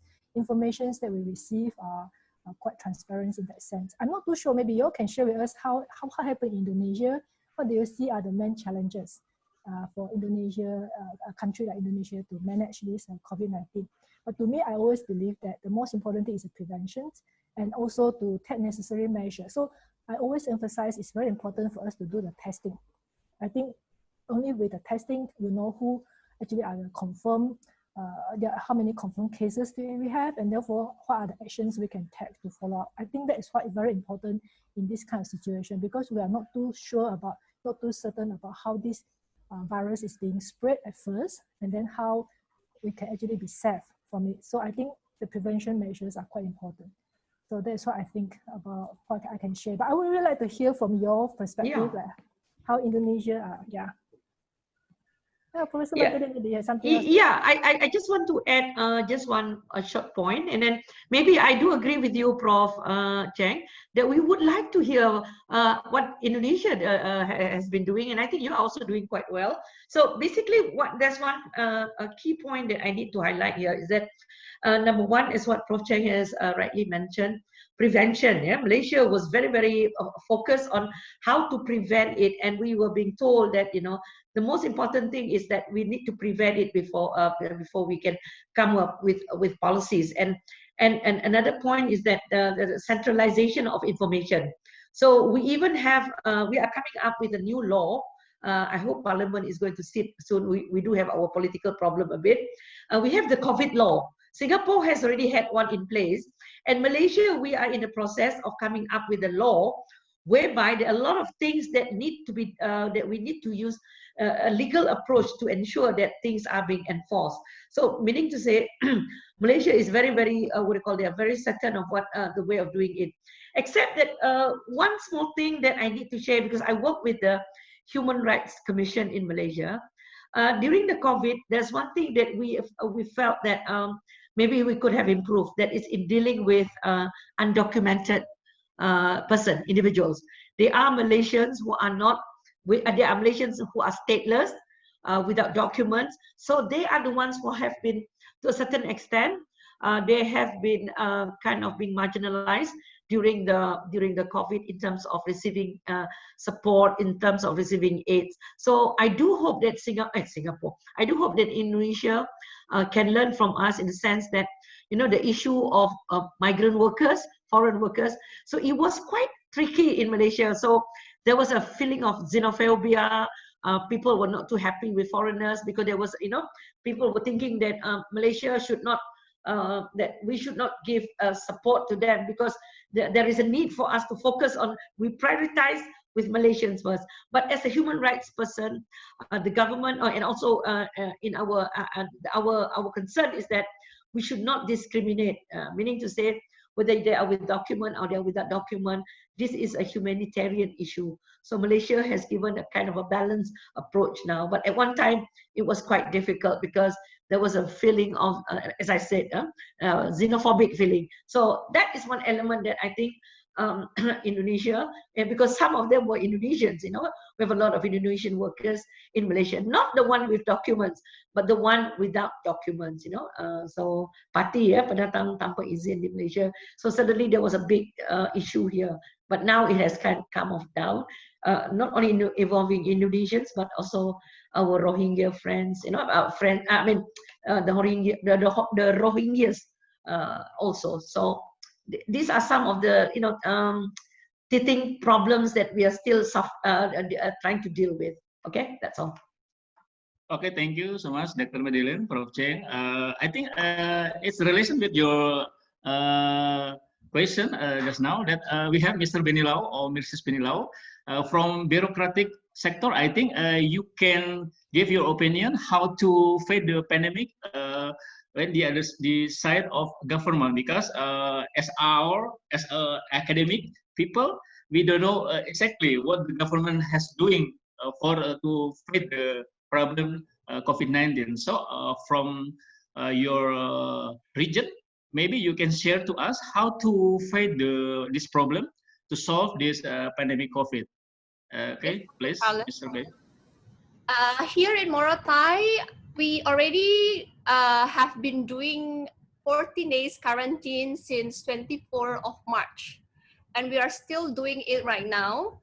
Everyone who enter Morotai since 24 of March will be quarantined for 14 days. So we don't have local transmission in this island.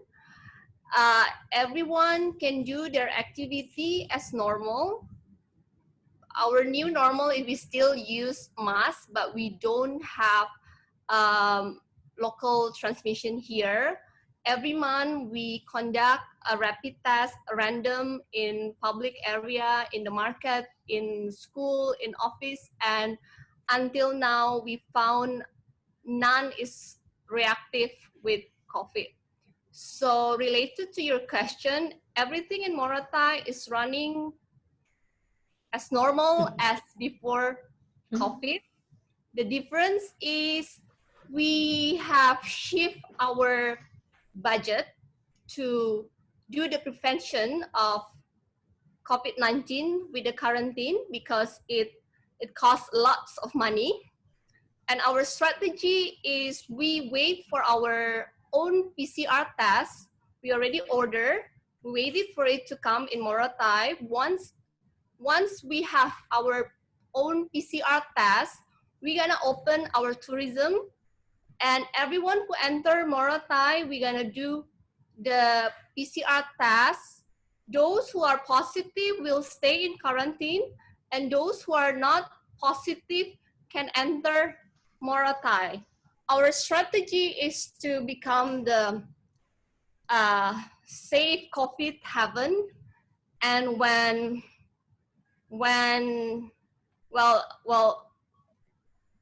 it's sad that most of the part of the world has local transmission right now, but the positive side is we're gonna be a few of the island, the city area that are free of COVID-19. So once we are ready, we can embrace the opportunity to become one of the few who has no local transmission of COVID-19. And again, related to the bureaucracy, nothing changed except the budget. So I couldn't say more about what changed. That's all my answer. Okay, thank you so much, Mrs. Benilo. There is a question from, is there Mrs. Oli? Mrs. Oli? Dr. Charles, sorry to interrupt you. Yes. There is a question from Laila Dinsi. She wants to yes. directly to the keynote speakers. Okay, please. Okay. Please welcome. Mrs. Laila Dinsi, please.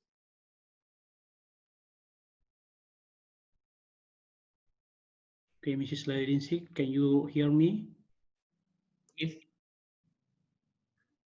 If not, we move to Mr. Odi Rotin Sulu, please.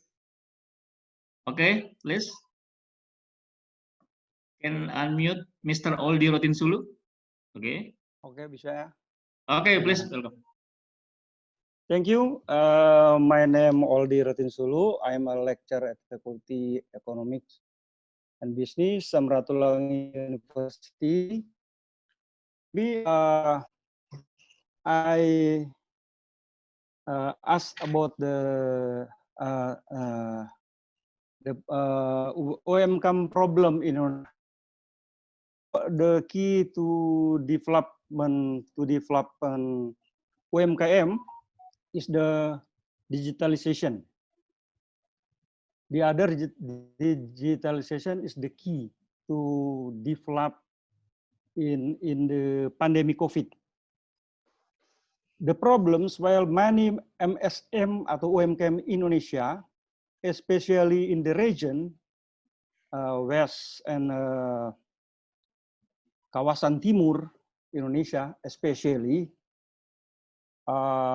still operate offline. This is related to the infrastructure constraint. My question: how experience in your country how to help to UMKM to develop in the pandemic COVID? Okay, thank you. Okay, Mr. Oli, your question is to Madam, Professor. Prof. Madeline. Okay. Prof. Madeline, please. Do you understand the question? Yes. Yeah. UKM is usahawan kecil menengah, is it right? Yeah. Okay. Small because middle in enterprises. Malaysia, in Malaysia, UKM is Universiti Kebangsaan Malaysia. Okay, never mind. All right. The important role of SMEs. Okay, I totally agree with your observation, Pak Oldi. See, what happened during COVID in Malaysia is that before COVID, the government of Malaysia has given lots of incentive, a lot of support for Malaysians, UKM, small medium enterprise to go into online business. But nobody really cares because in Malaysia, sometimes they don't care so much. Okay, so the government has given them so much support and everything, but it was only during COVID when they have no choice. They cannot do business other than to do online. Suddenly we see on Facebook, every Malaysian, no, but not every Malaysian, the majority of people who has never used online business go into online and start to sell. That's number one. So although the government has been trying to assist all this while, so they go, but they are not going into the high end like what Professor J was talking about. You know, most of the Malaysian small, medium enterprise are just selling things online. The big ones are doing well. They, even with or without the COVID, they are going into it. Now, another factor that what I can share with you is that the government, the Malaysian government, the government allocated 290 billion ringgit to as part of the stimulus package.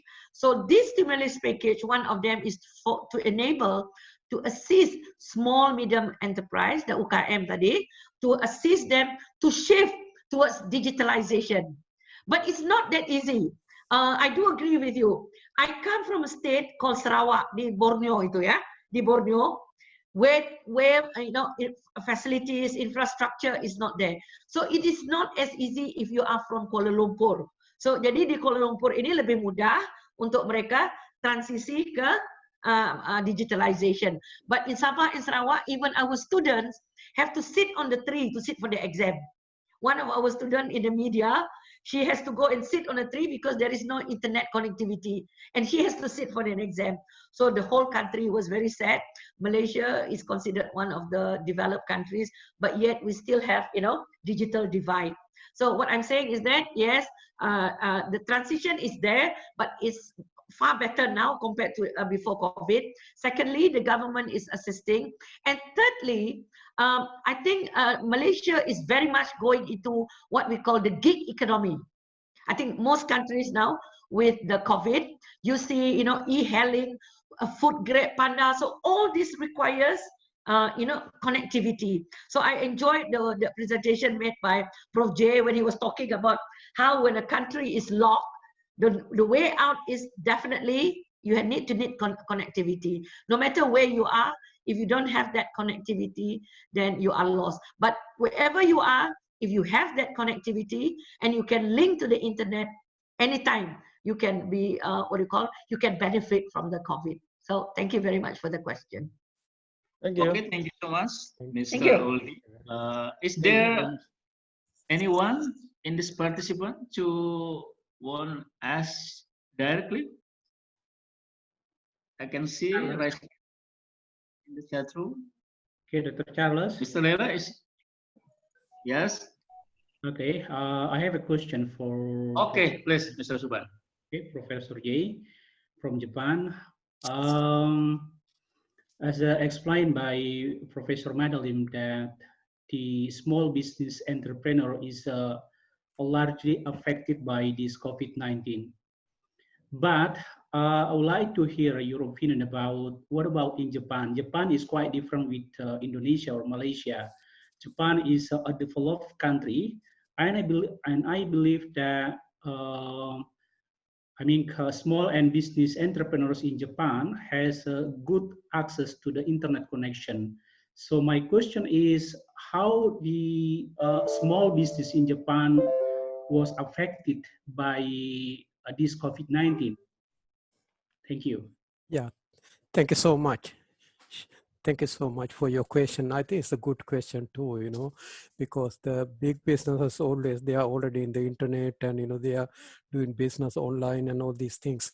In fact, the small businesses, they suffered a lot, you know. The Professor Manlin mentioned that, you know, in Malaysia, they don't have any business. And same thing here too, you know. The Japanese government, though, try to minimize the damage, you know, by limiting the lockdown to mostly big cities, and but still in rural areas, you know, in fact I right now live in a rural area, and because of this COVID thing, and the suffering I think went on, particularly beauty salons, you know, the restaurants, and the small kind of pubs, etc. And it is still going on. And you may have heard the Japanese government allowed, for the night, the kind of the drinking places to open in Tokyo, and all of a sudden, the COVID started spreading, and so the small business suffered definitely. But in Japan too, the the online business is quite sizable one, and then people say that the business to business, the particularly commerce, business to business commerce is Japan is one of the largest in the world. And but the small businesses, and they have not all of them on online, and it is still in rural areas. It's little kind of new, and but there are Japanese the companies like Rakuten, and in fact Amazon itself is popular here, and so they are providing the avenues for the small businesses to get in the online. And in fact there are some local Japanese companies, they are promoting. In fact, one of the things I've seen they are promoting is doing business through Zoom, because Japanese people like to talk face to face, Now face to face is no, and but still they like to have a virtual presence, So they say that can be done by Zoom, and so this is a little bit different from other countries, and where the people really don't much care whether you see the vendor or not. But here the Japanese culture is face to face, because it's a little bit congested country, and they are somewhat uniform, and they in their cultural things, and so they like to talk face to face. But that had stopped. So because of that the Zoom thing is being used and for business, unlike other countries in Japan. So this is something, but definitely, as you said, the businesses have suffered, particularly small medium ones. Yeah. Because they were not really ready, This suddenly happened, and and they didn't think that it would expand. The COVID would have a big impact, entire country. They thought maybe Tokyo, big cities, but but it did expand to entire country, and so they were not ready. So it may take a while, before they benefit from these technology things. Yes, I think no countries, both developing or developed country, are ready to cope COVID-19 right now. Yes, COVID-19 is dangerous than tsunami, right? Yeah, it is. In fact, particularly the economic impact, tsunami is only some part, Yes, but the COVID is the entire country. And I have been talking to some business people, and they are really saying, that they cannot ship anything, out, because of this COVID thing, and and so there are a lot of logistical, problems. But Okay. but things started working now. I think things are moving. Yeah. Thank you so much for your interesting question. Thank you, Prof Chan. Yeah. Okay, thank you so much, Prof J. Suban. Yeah, There is a last question from Mr. Amran Hussein. Maybe Mr. Suban can unmute Mr. Amran. Please wait a moment. I want to ask Mr. Charles. Yes. Please wait. We have the question. Maybe Mr. Khairul after this. Okay, thank you. Mr. Amran, are you there? Baik.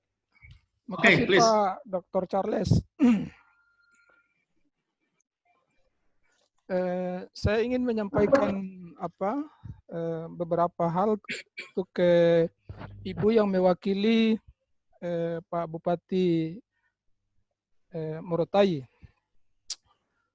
Pertama, terkait dengan pola penanganan COVID di Kabupaten Morotai yang telah dijelaskan oleh Ibu tadi, bahwa beberapa langkah strategis yang telah dilakukan itu ternyata menunjukkan hasil yang cukup signifikan untuk menekan laju perkembangan COVID yang positif di Morotai. Tapi yang menjadi persoalan kemudian adalah di soal daya beli masyarakat, karena kita tahu bahwa konsumsi masyarakat itu secara nasional memberi kontribusi terhadap laju pertumbuhan PDB yang cukup besar, kurang lebih 60%. Nah, bagaimana Ibu melihat kondisi di masyarakat di Pulau Morotai setelah terjadi COVID ini dari sisi daya beli masyarakat? Yang pertama, yang kedua soal investasi tadi. Jadi kalau Morotai dengan sejumlah potensi sumber daya terutama di sektor perikanan dan pariwisata itu pasti sudah akan mengalami disrupsi karena para investor atau para pelancong akan sulit untuk masuk ke sana dalam jangka waktu tertentu, dan kita tahu kapan masalah ini bisa selesai dan cepat tumbuh kembali. Nah, oleh karena itu strategi-strategi seperti apa yang dilakukan oleh pemerintah Morotai terkait dengan investasi saat ini dan ke depan. Yang berikut terkait dengan soal pengelolaan keuangan daerah di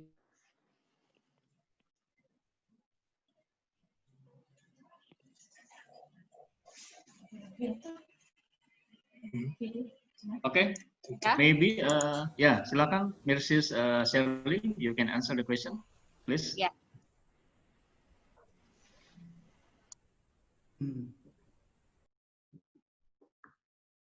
Saya coba menjawab ke Pak Amran untuk mengenai pertanyaan tadi. Yang pertama tentang daya beli masyarakat.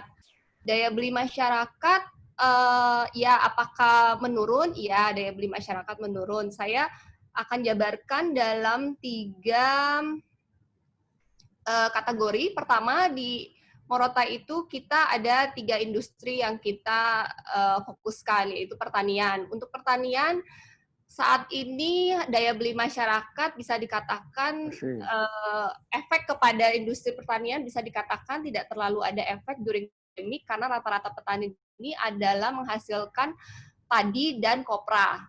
Kopra saat ini kita bersyukur harga kopra mengalami peningkatan dari 4.500 menjadi 5.600. Produktivitasnya tetap berjalan dengan normal karena kembali yang saya jelaskan tadi, kita tidak memiliki local transmission sehingga kita tidak harus stay di rumah, semua boleh beraktivitas secara normal. Untuk padi, pemerintah sedang benar-benar fokus untuk ketahanan pangan, sehingga tahun 2020 ini kita buka lahan sebesar 1.300 hektar sawah, dan para petani diberikan gratis biaya buka lahan, pendampingan, bibit, obat-obatan dengan bibit unggul, sehingga produktivitas lahan tani yang tadinya 1 hektar cuma 3 ton gabah kering panen menjadi 1 hektar sekitar 8 gabah kering panen, produktivitas meningkat. Kita juga bekerja sama, Dinas Pemda juga bekerja sama dengan mengkoordinasikan dengan Dinas Perindakop untuk menurunkan para pengusaha-pengusaha, para trader yang biasanya pesan beras dari luar Morotai, biasanya dari Surabaya dan Makassar, dikurangin sehingga masyarakat encourage untuk mengkonsumsi beras lokal sehingga panennya meningkat, tetapi supply chain-nya pun dijaga dari hulu ke hilir sehingga hasil panen dari masyarakat dapat diserap oleh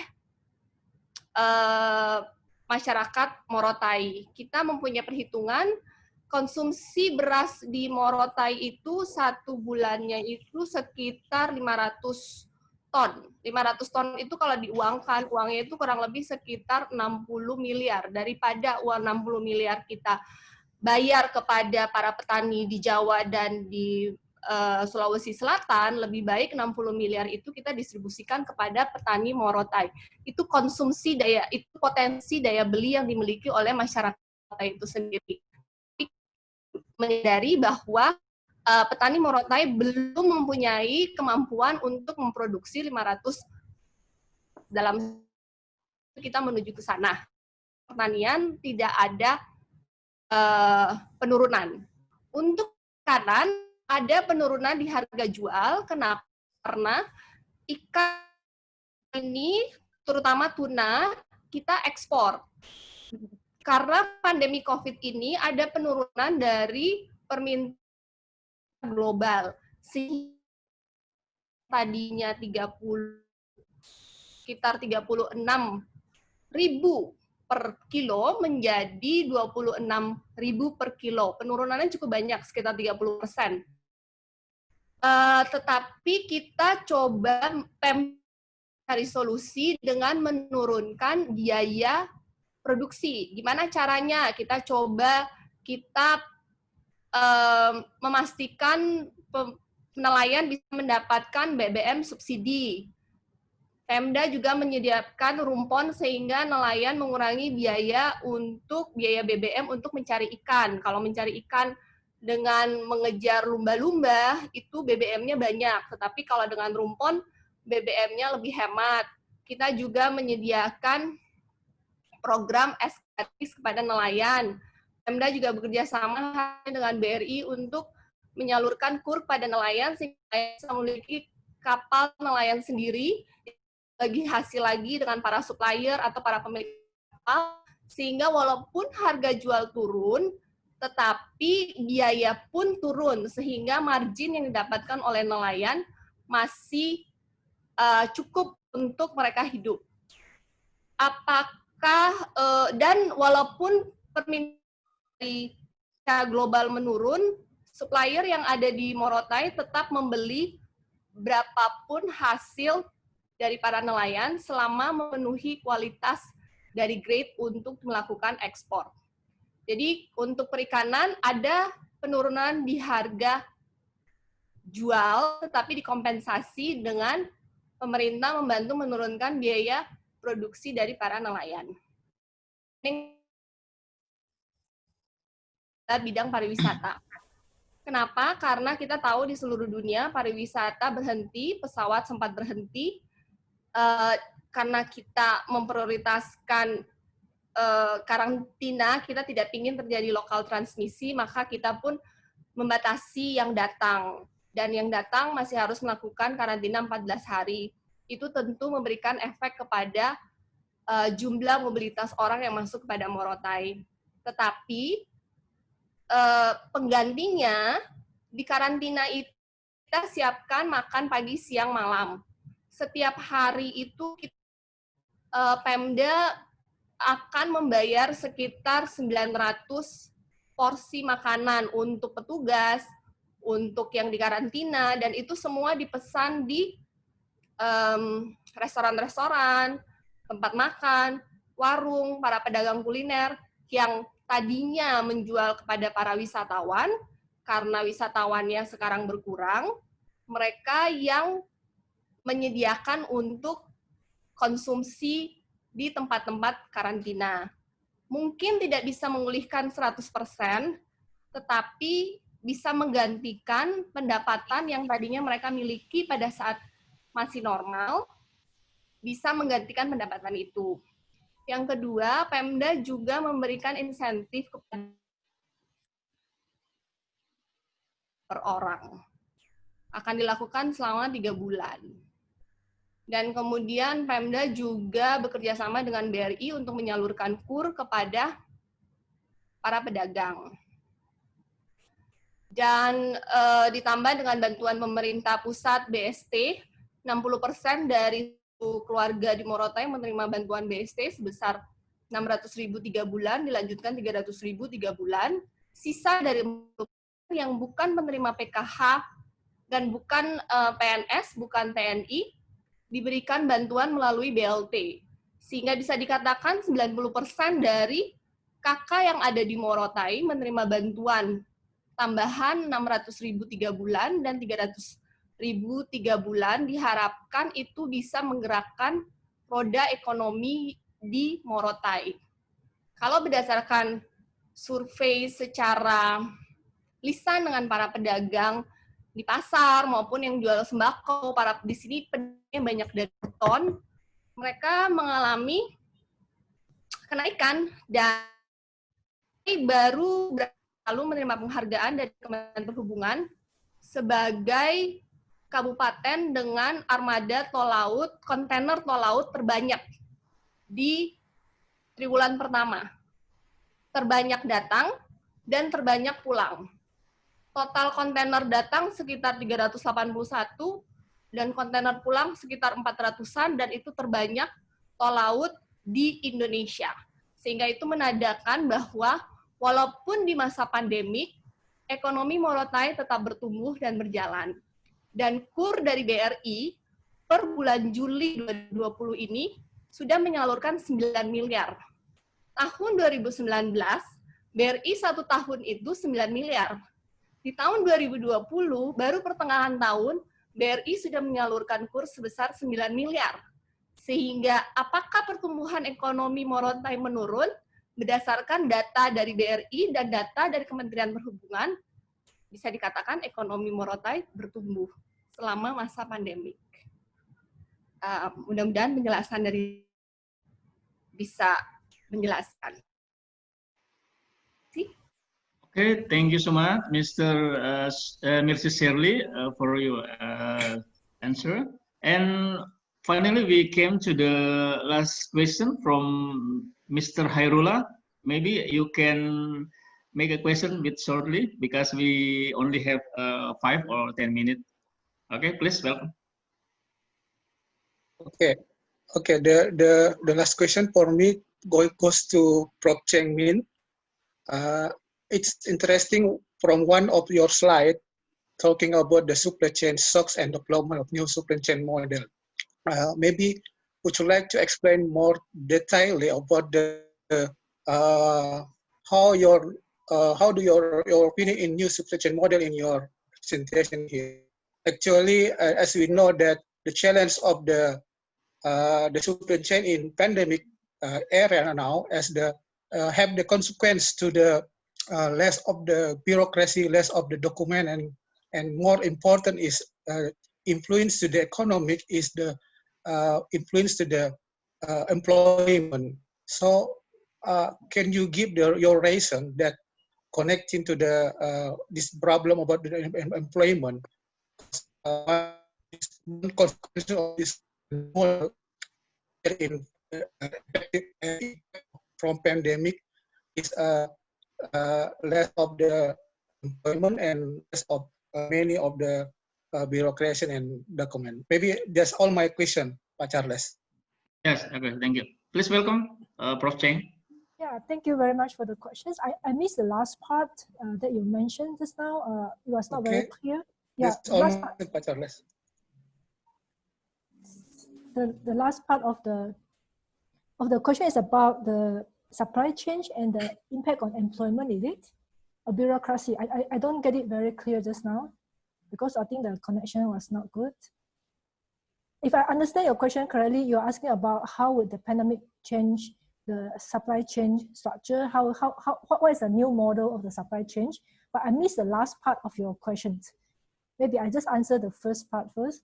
I think this pandemic actually really highlights the importance of the interdependence of the different sectors and also different countries, different producers in globally, I think worldwide. So because of the shock, initially when the pandemic was started, it was in China and Wuhan. And you know, Wuhan actually is really the heart or the centers of most of the production. I think among the 500 companies, the fourth company in the world, I think about 200 companies have their offices in Wuhan.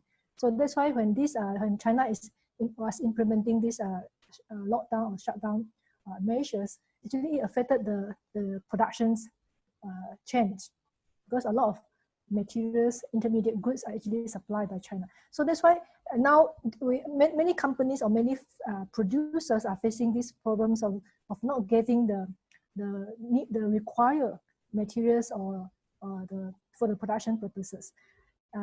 Because the supply chain was very, very much concentrated in a few locations. Even though I say the world is so integrated, we are all interlinked. As you can see, when you analyze the global value chain, we can see the different industry and where our country is positioned in this global value chain, either in the core or peripheral of this global value chain. Like for instance, I do a lot more on the Malaysian side. So some of our industry, basically like E&E, we are actually at more of the peripheral level. We are not in the core. That means it's not in the centers of this global value chain. So if anything happened in the countries in this the core areas, sorry. So it will affect the whole change of the supply. So I think this pandemic actually taught us a lesson that we should really look for new ways or new models of how we would like to develop the integration that we have. So I'm not saying that this will actually reverse the globalization process, but it's just a new model, a new structure that people may be looking for more diversified sources, and also may look for to build the integrations closer so that they have more trusted source of the sources, and also more flexible, okay, a more flexible production types or production mechanisms that ensure the stability and sustainability of the processes.